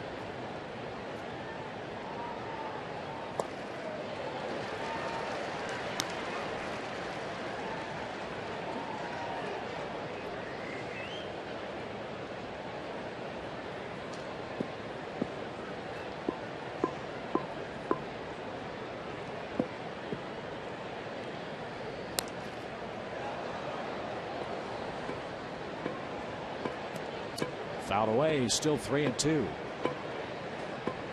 I'll tell you what, Jordan's done a great job for the Braves this year. He's been a regular player an awful lot the last couple of years, more specifically with Houston.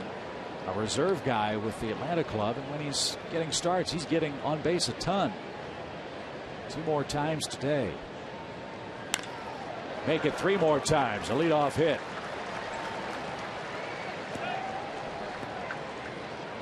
Everybody wants to play every day. Everybody has that desire if they've got an ounce of ability in them. Jordan's no different, but I think he's in a great spot here. Leake made a mistake up. He made him pay for it here again, his 3rd hit of the day. But he's in a great spot as the 4th outfielder. He's going to get a lot of at-bats, playing part-time, filling in defensively. And it's a great way to kind of restart his career after some bad numbers the last couple of years in Houston. The Braves show bunt with Andrelton Simmons, and the pitch off the plate. 1 ball, no strikes.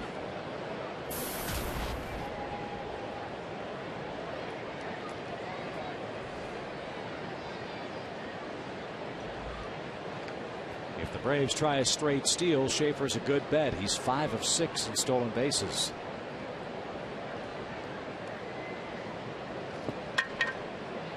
He's going. Ground ball through the left side and past Cozart. Perfectly executed, and the Braves have runners at the corners with nobody out.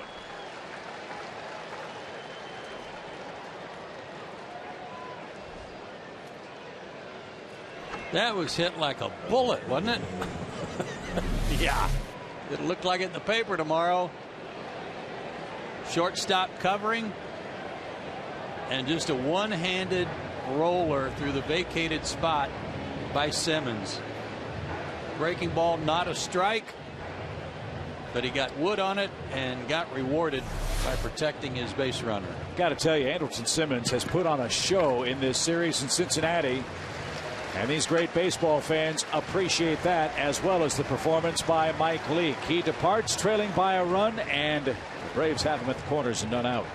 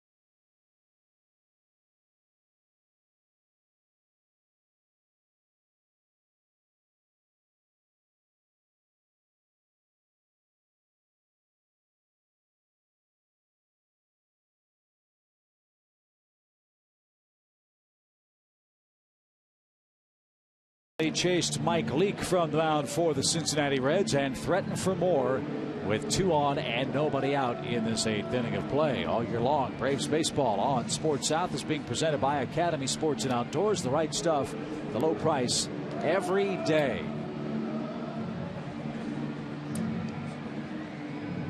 There's the new Reds reliever. I'm sorry, Joe. Sean Marshall, indeed it is. On the pitch, he worked last night a perfect 1-2-3 inning, including a comebacker off the bat of Freddie Freeman, who he will face first.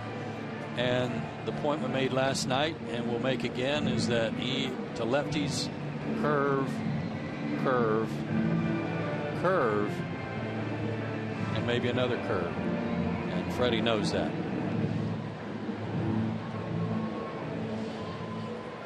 And he's a big guy, long arms.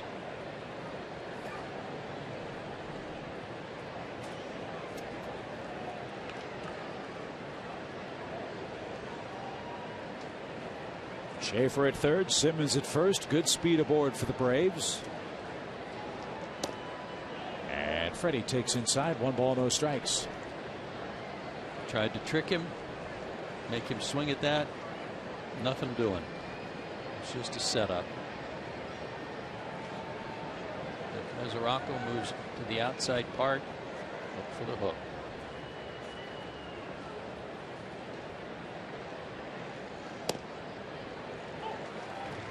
Nothing hurt.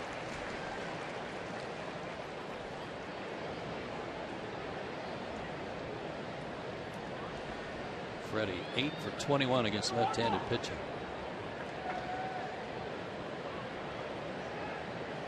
All you need is a fly ball here to add to the lead. Nobody out, a fast man at third base.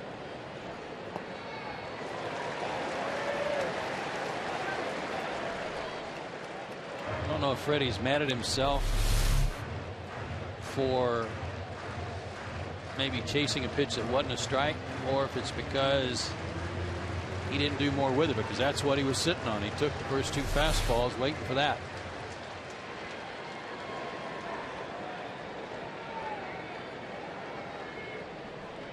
Now he doesn't have that luxury with 2 strikes. He's got to look fastball and adjust. Line into shallow right field. Bruce coming on. Can't get there. Got a glove and knocked it back toward Phillips at second.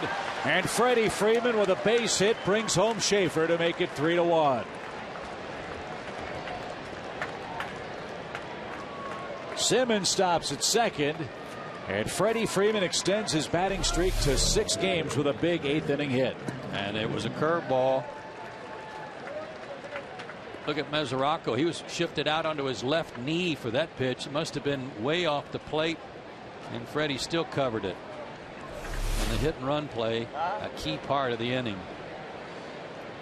And Dusty Baker's Marshall plan failed in the 8th inning. He's going to go to his bullpen once again with Justin Upton standing in for the Braves. 3 consecutive hits. Extends the lead to 3-1 Atlanta.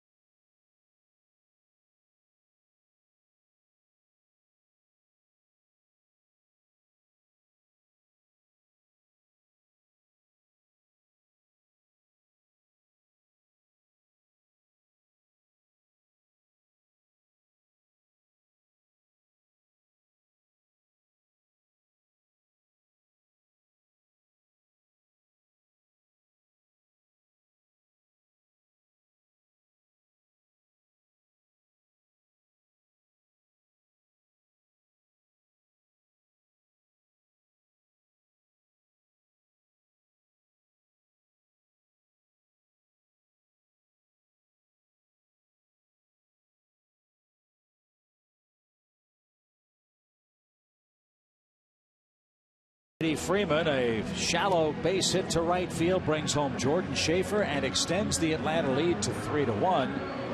And now J.J. Hoover stands in with the Reds in big trouble. 2 on, nobody out.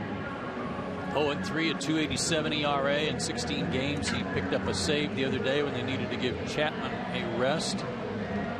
Strikeout per inning, former Atlanta property. Low 90s to up to 94 fastball and a curveball. He did pitch here the first game, retired everyone but Justin Upton, who walked leading off the inning against him.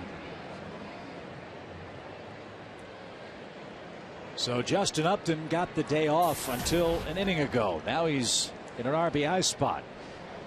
Haven't been many times for Justin with 2 on base when he's batted. A chance for some serious late inning damage for the Braves offense.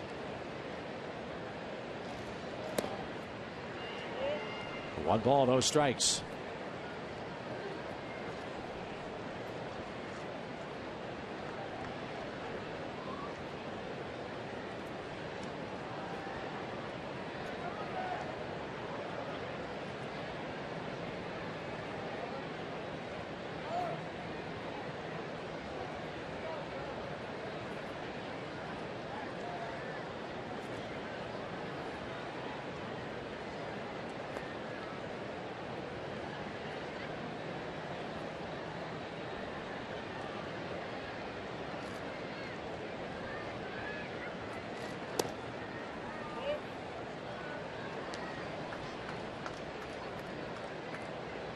Pitched him carefully here Monday night. He's doing the same again with runners on base.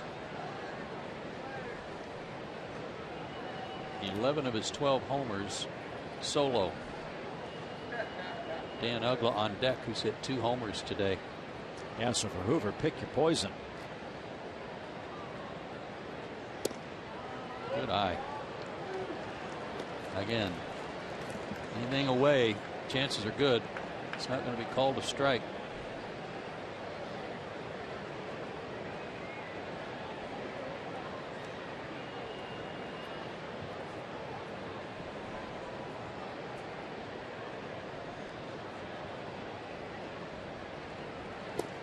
Not close. Neither Marshall nor Hoover can retire the first batter they face, and the bases are loaded now for Dan Uggla, who's had a big day already today. Two-seamer came back to him. He launched it in the 4th inning, came up in the 6th. Another two-seamer, this one up a little higher, but he still got around on it and launched that one. He's up to 7 homers, and he's hit in 6 straight. And the infield end, he loves that.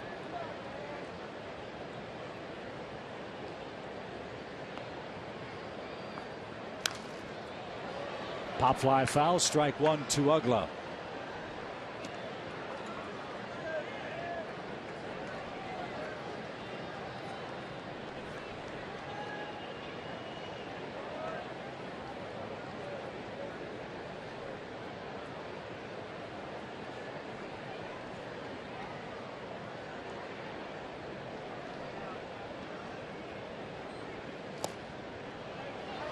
Inside corner, 0-2.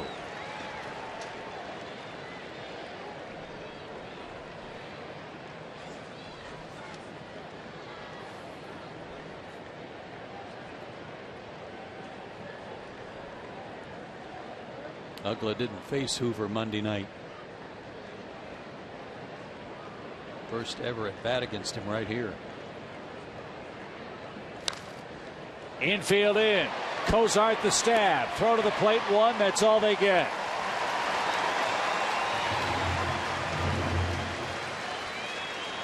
Slick play at short by Zach Cozart to take care of Andrelton Simmons at the plate. Bases remain loaded, however, with 1 out and Juan Francisco.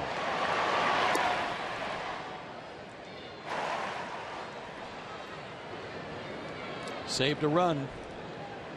And in this ballpark, you keep it close. You're always in the game if you're the Cincinnati Reds.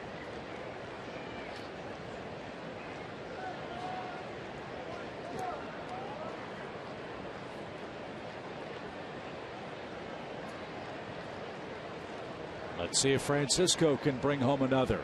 He's hitless today.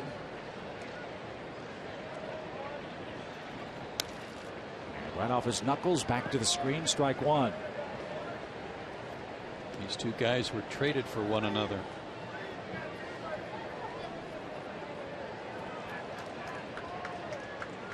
April 1st of last year.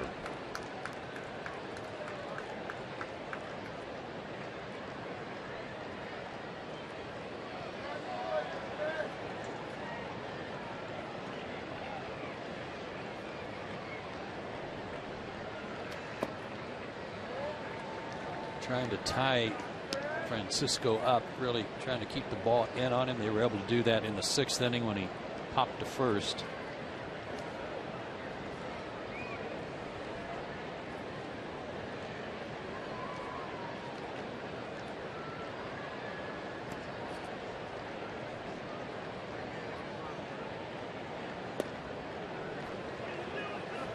Stayed high, 2 balls and a strike.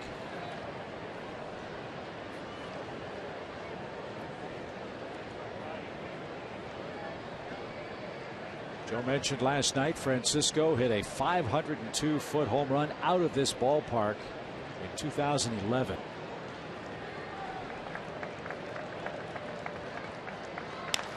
And he drives this one down the right field line. It's going to leave the yard again.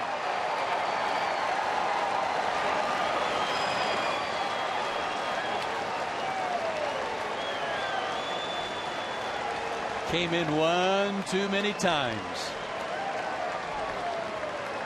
His first career grand slam.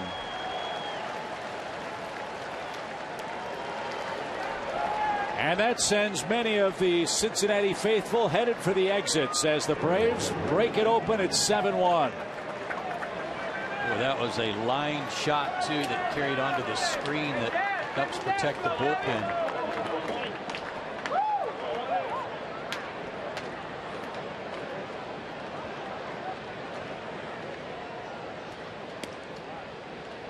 Five runs in the 8th. The Braves hit 3 home runs today.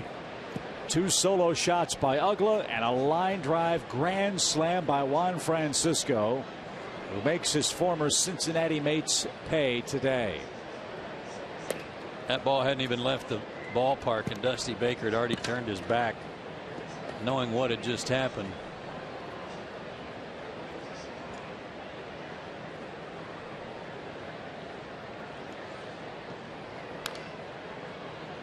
Back our way, foul. Dusty liked this guy, and he said they tried for a couple of years to get him, to motivate him, to get in better shape, to work a little harder, even to the point of telling him, you know, Scott Rowland's not going to be here forever. This is your spot. This is going to be your place on our club at third base if you just get yourself prepared. And when the Reds got kind of worn down by the fact that they just didn't see him working hard enough to do that, they were willing to trade him, knowing what a great talent he is. But Dusty said we knew he was going to be a good player if he applied himself. Well, he came up big in a big spot for the Braves today. And now Reed Johnson will face a full count.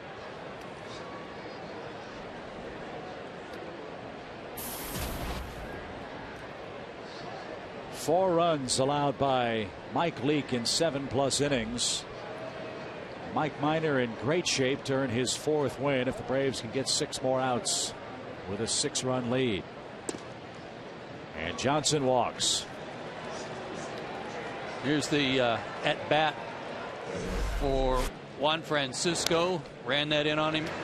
Tried to run the sinker down and in, then floated one up there, and then tried to come in again, and he was sitting on it and hit a low laser off that screen in the bullpen.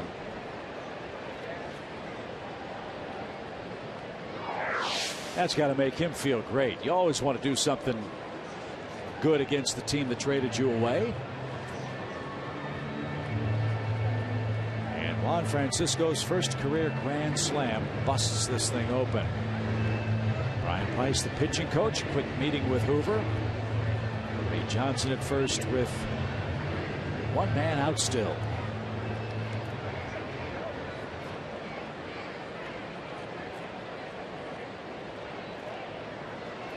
So Gerald Laird bats. Gerald was hit by a pitch. He's grounded out and popped out since.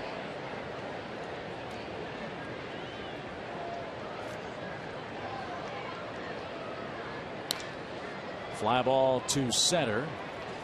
And Chu has it. 2 outs. And Chris Johnson grabs a bat. He'll hit for Mike Minor.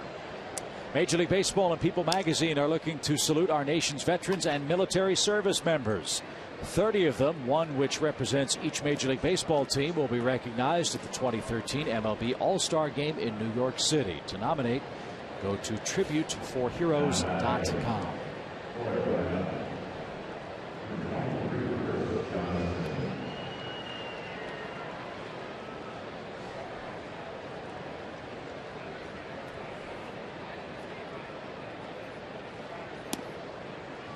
There's a strike to Chris. Big 5-run inning, of course, highlighted so far by the grand slam, but leadoff single again by Schaefer to get the inning started, doing a great job getting on base.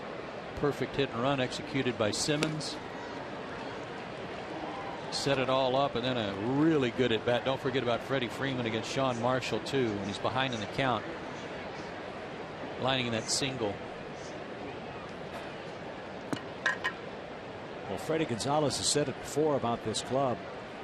As Johnson awaits an 0-2 and strikes out. Sometimes when you play for 1 run, you get a whole lot more. That was certainly the case in the 8th inning. He put the runners in motion, and the Braves got a big inning. A big blow, Francisco's laser into the bullpen and right. 7-1 Atlanta, heading to the home half of the 8th.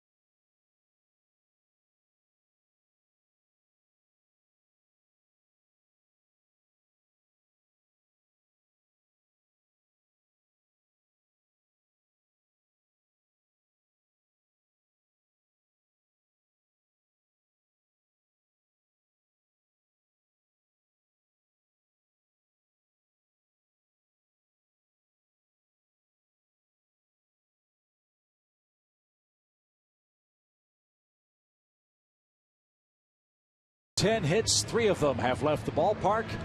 And as we head to the bottom of the 8th inning, Mike Minor's day is complete. After 7 innings of 4-hit baseball, he'll give way to Anthony Varvaro, who answers the AT&T call to the bullpen. And he's certainly capable of going multiple innings, so we might see him go both the 8th and 9th inning, provided he doesn't run into any trouble. Really good numbers for him. He's really coming into his own, I think, getting some self-confidence in that he belongs here and showing it. He's been throwing hard and being very aggressive. And he's got the top of the Reds order coming up in the 8th inning. Chu, Cozart, and Joey Votto.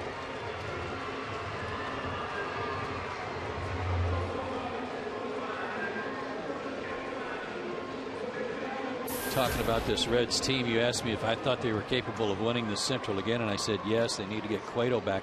They also need to get Ryan Ludwig back out in left field. I failed to mention him, and should. He's on the DL with a bad shoulder.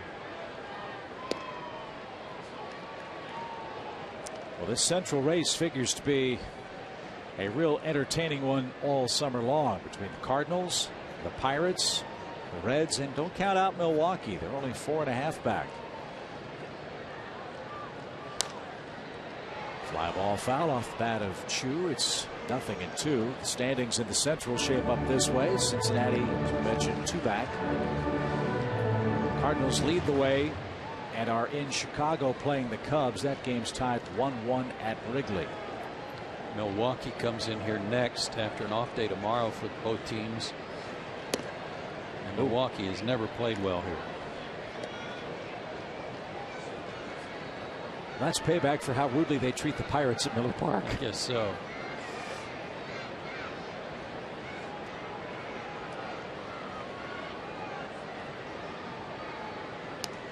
Good cut by Chu. It's still a 1-2 count.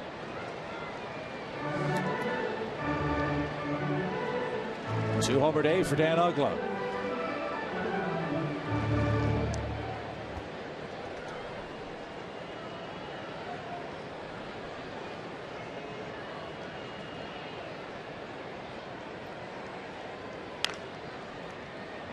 Foul. There's our man Sam. Well, he wanted to let the fans try to handle the carom, and nobody could, so he makes the play. Well, he has a lot more confidence in playing the ball off the wall than he does in playing it off his body. So he was trying to position himself out of harm's way. 1-2. I think that might be the nickname of the year, though. You called him the Lion Tamer last night. The line drive was headed his way, and he got the chair up to protect himself, had the glove up. Didn't work out too well for him, did it? No, it didn't. There was a lot of pinballing going on.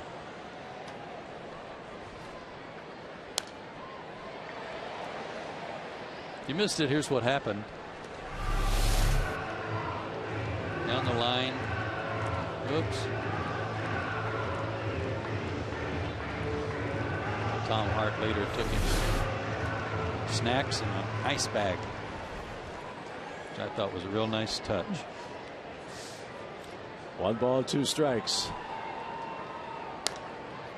And that's lined over third again. Foul. Still 1-2.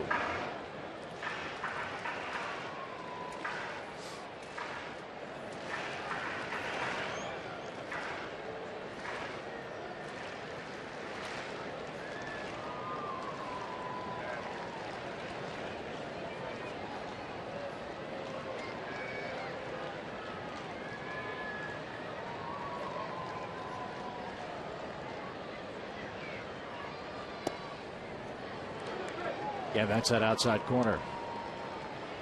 It's not going to get it.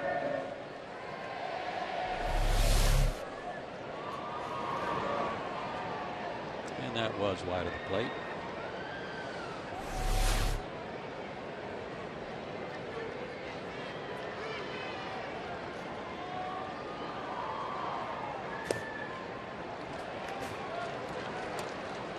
Three balls, 2 strikes. Braves have a 6-run lead. They just put 5 on the board, and you've got the big boppers coming up in this inning. You don't want to issue walks. Yeah, I was just bragging on Anthony about being aggressive and how that had really led to some success for him. Inside corner, and Chu backs up and is struck out.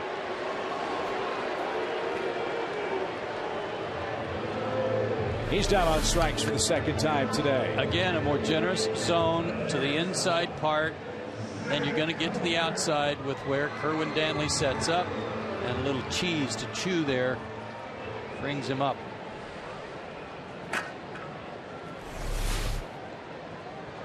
Cozart homered for the Reds and gave them a brief 1-0 lead. That was back in the 3rd inning. I've told this story before, but Sandy Alomar Sr., Robbie Alomar's dad, and Sandy Alomar Jr.'s dad had a great baseball saying. And he tried to use that as Favreau has one deflect off his body up the middle. And Uggla grabs in shallow center. Let's see if Anthony's all right. Jared Laird's going to check him out. But the saying is, you can watch the game or you can observe the game. And a casual fan is watching the game and seeing the umpire call balls and strikes. But the players who are observing the game are going to see where those strikes are being called and where they're not. And so for Chu, if he's watching the game, he's seeing himself get struck out. If he's observing the game, he would have observed your point. The inside corner is a much wider zone than the outside part of the plate. And it can pay off by talking to teammates. If a hitter got him out, a pitcher got him out a certain way, come back to the dugout. What did he throw you? What did you see? What should I look for? All those things can help pay off in a good at bat. So this is Joey Votto. A look at the ricochet off the bat of Cozart.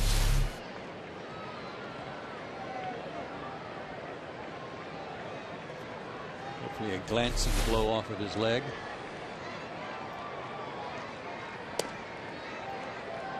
Rays already have one reliever that got dinged on a batted ball. That was Eric O'Flaherty last night.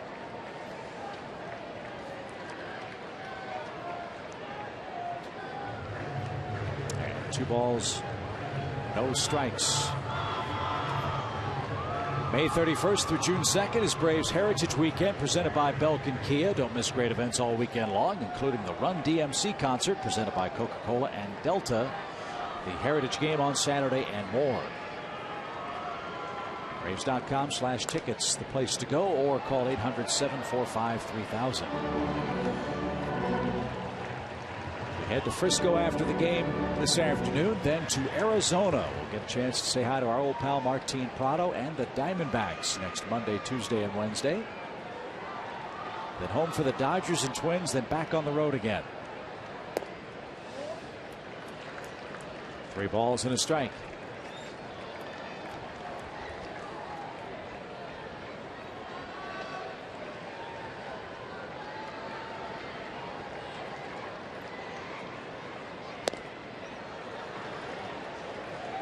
Got a little chat from his catcher Gerald Laird, and since then Anthony's not trying to be quite so fine.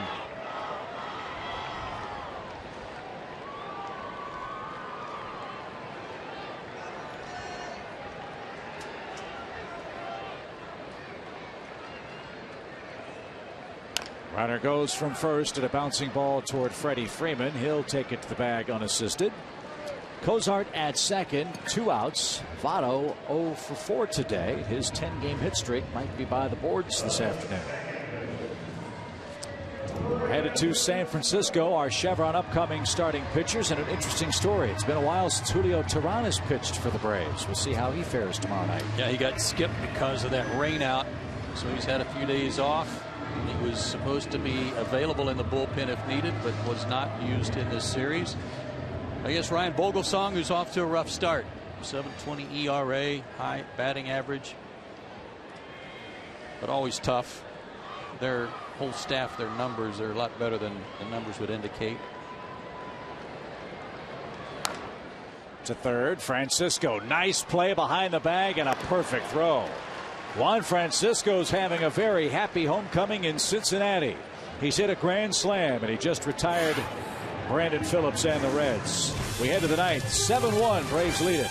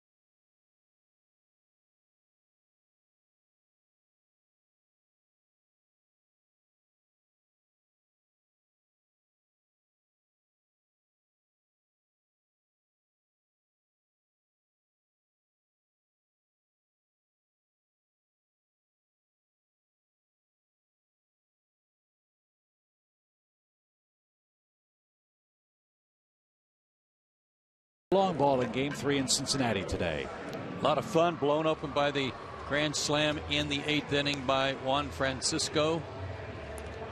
Braves with 10 hits today, too. Up and down the lineup. Good contributions from what Freddie Gonzalez calls his shock troops who got the start today. 10 hits, not a bad way to leave Cincinnati. And for more on the home runs, let's check in again with Tom Hart. All right, Chip, thanks. Yeah, those home runs today, but none into the river. Got me thinking, when's the last time a Brave hit one into the water? Let's flash back with Evan Gattis in Miami. Remember this screaming line drive that landed in the swimming pool?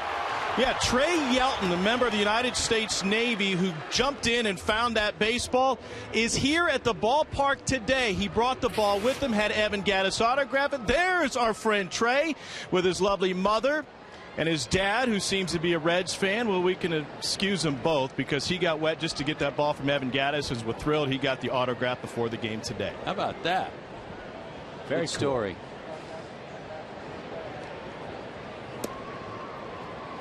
Speaking of cool stories, how about the one authored by Jordan Schaefer today? Leading off, starting 3 for 4, 2 singles, a run, and a triple. Just raised his average 47 points.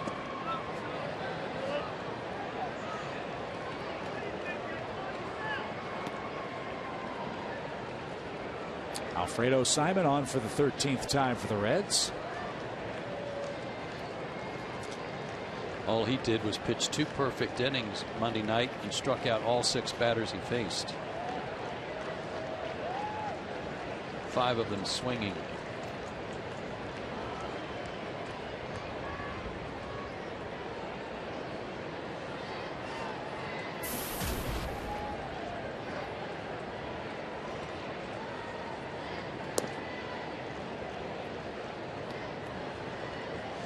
One ball, 2 strikes. One other afternoon game is in Pittsburgh, where the Mariners lead the Pirates in the 9th inning. That's a 2-1 score. Schaefer, fly ball, shallow right center. Chu comes in and puts it away. There's your first out.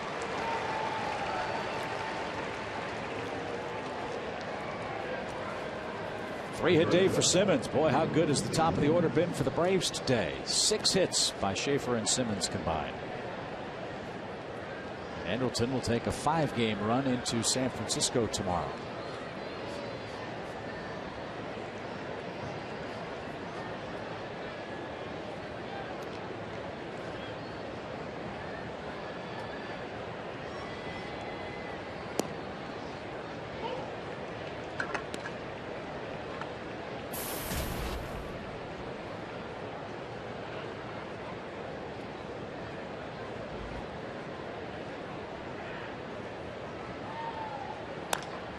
Looper over first and fair past Votto. Simmons around first, on his way to second. Bruce throws off balance and late.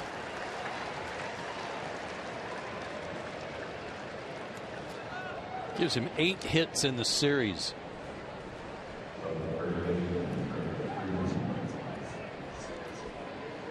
Eight for 13, and he's got a new career high with 4 hits in a game.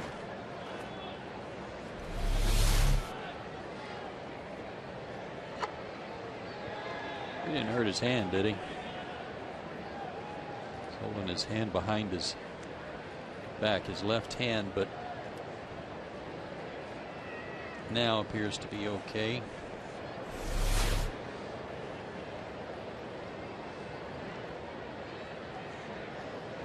Freddie Freeman knocked in an 8th inning run.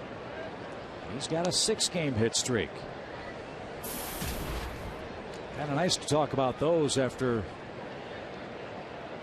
couple of weeks where we wondered where the offense was going to come from. Simmons is hot. Freeman's hot. Dan Uggla is hot. A line drive foul evens the count.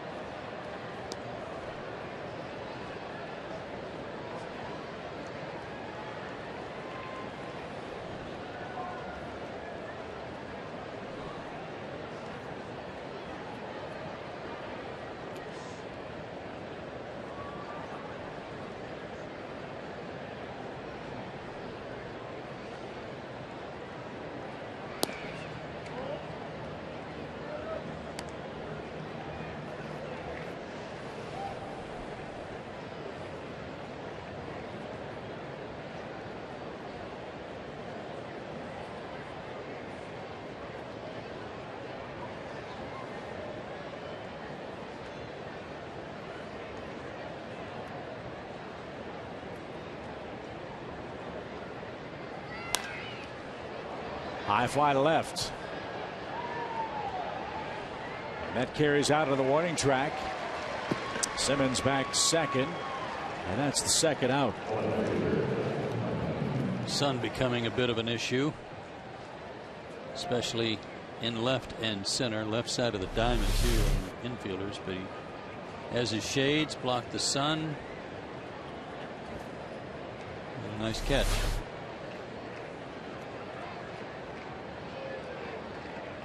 Second time up for Justin Upton. He walked in the 8th inning. He came on as a defensive replacement.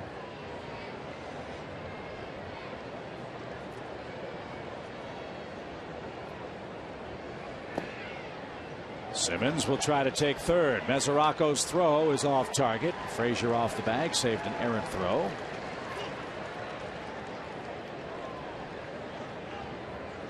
So Andrelton 90 feet away with 2 outs.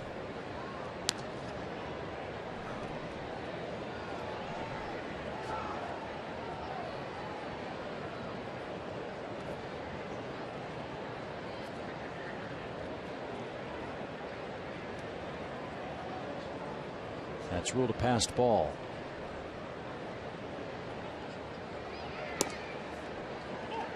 One ball, one strike.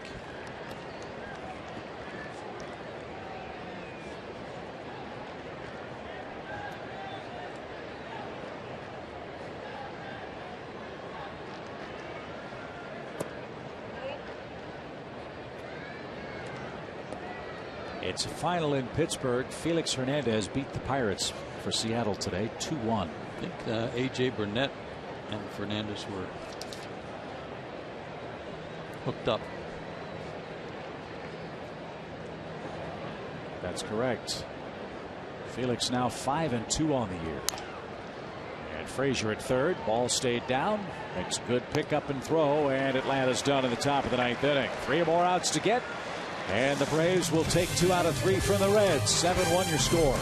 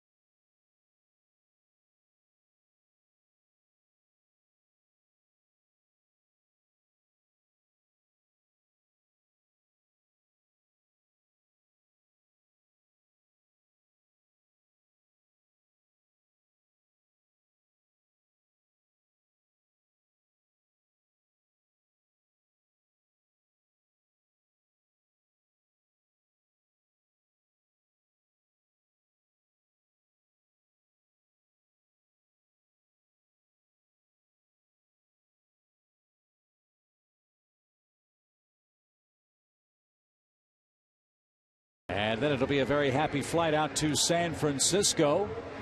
Dan Uggla's hit 2 home runs. Juan Francisco a grand slam against the man for whom he was traded. Don't know when that's happened before.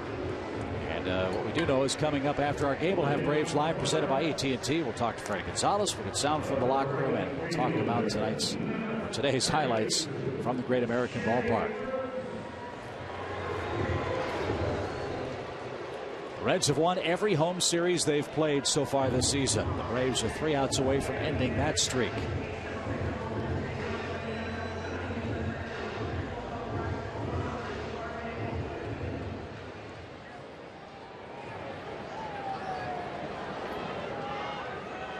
Took 2 out of 3 from the Nats, swept the Phillies, 3 out of 4 from the Marlins in the National League East. First pitch swing by Bruce, and that's going to leave in a hurry. Second home run for Jay Bruce on the first pitch of the 9th.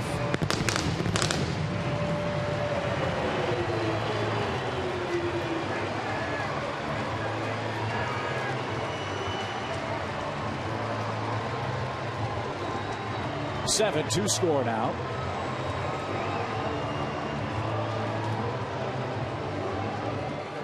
What you want Anthony to do, though, is go out there and be aggressive, throw strikes.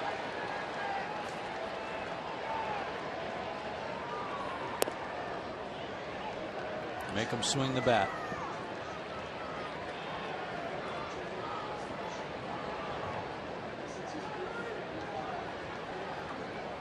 Last homer for Bruce before that one was April 22nd against the Cubs. And now a little flare into right field off the bat of Todd Frazier.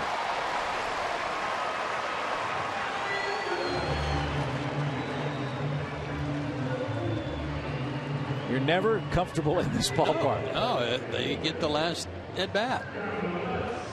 Coming into play today, the Reds had scored 66 runs this year from the 7th inning on. That's the most in Major League Baseball. They've got one today. Just hit routine fly balls that turn into home runs and makes for a big inning.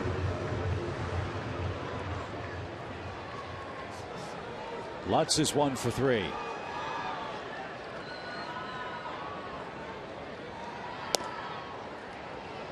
Strike one. Luis Avilan, as you see, loosening again for the Braves.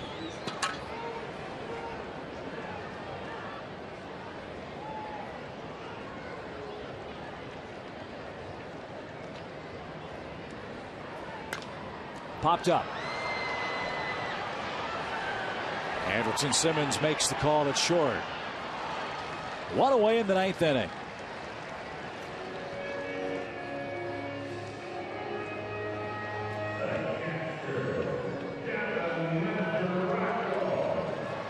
Here's Mesoraco. He's 0 for 2 with a walk.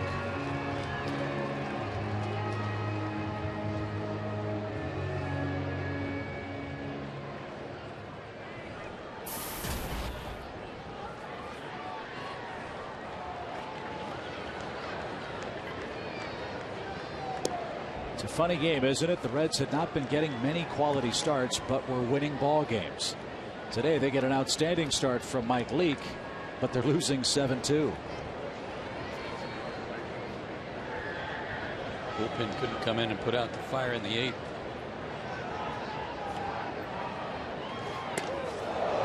Over the head of Mesoraco.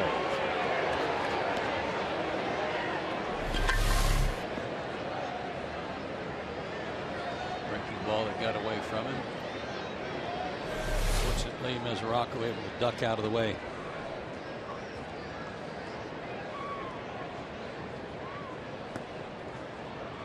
Two Reds runs via solo homers. Dan Uggla hit 2 solos. The Braves got 5 other runs in the 8th. Big blow, Juan Francisco's grand slam. Simmons, as Joe said, has put on a show this series.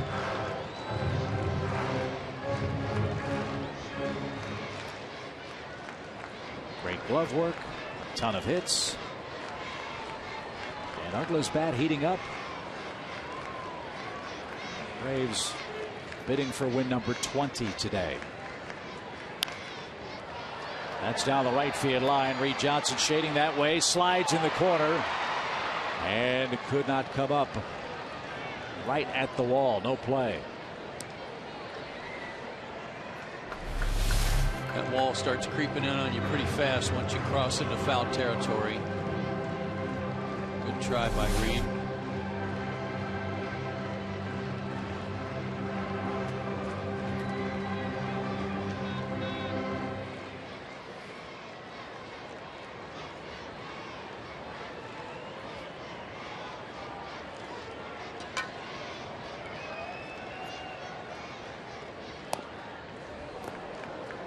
And the outside corner's closed.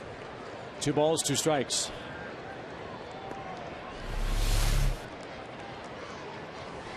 Outside corner. Hasn't been called a strike all day.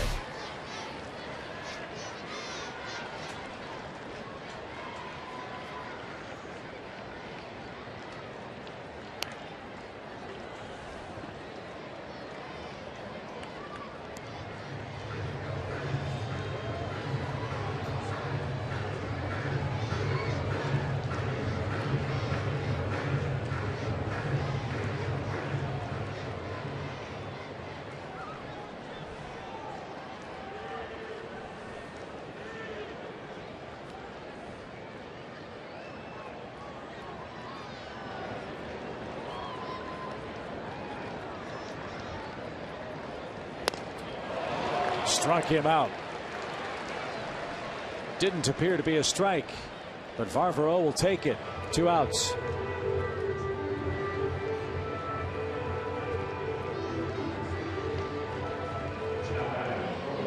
And Jack Hanahan's the final Cincinnati hope.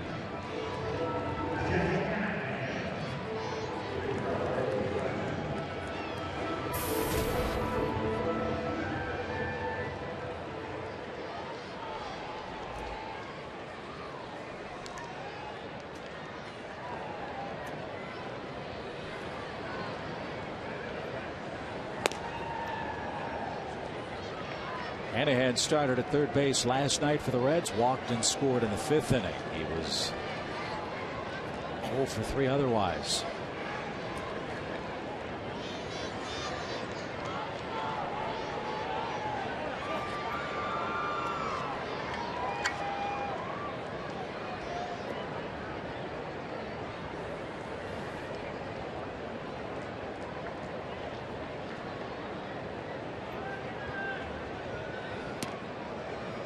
That one off Gerald Laird's glove.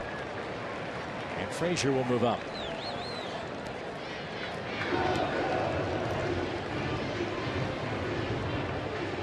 Gerald's trying to kind of, I'll say, massage Anthony through this outing. He's had a lot of runs to work with.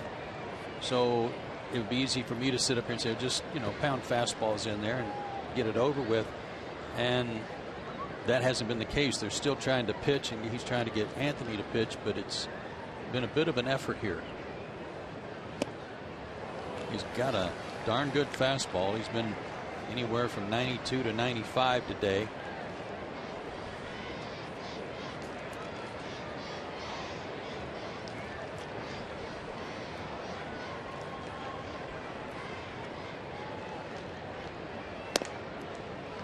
That one missed high and away. 3 balls and a strike.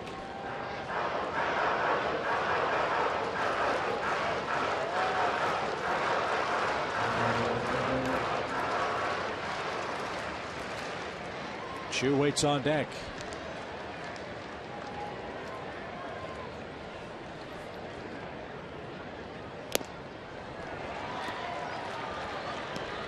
And now Varvaro and the Braves 1 strike away. Sounds familiar.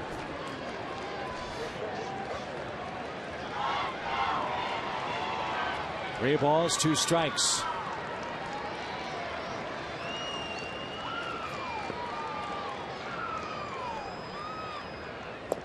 And that's your ball game. The Braves have taken 2 out of 3 in Cincinnati and beat the Reds this afternoon by a final of 7-2. Mike Minor went 7 sparkling innings. Dan Uggla hit 2 homers. Juan Francisco a grand slam versus J.J. Hoover, the man for whom he was traded. And Atlanta heads to San Francisco, winners of 2 out of 3 on this long road trip today.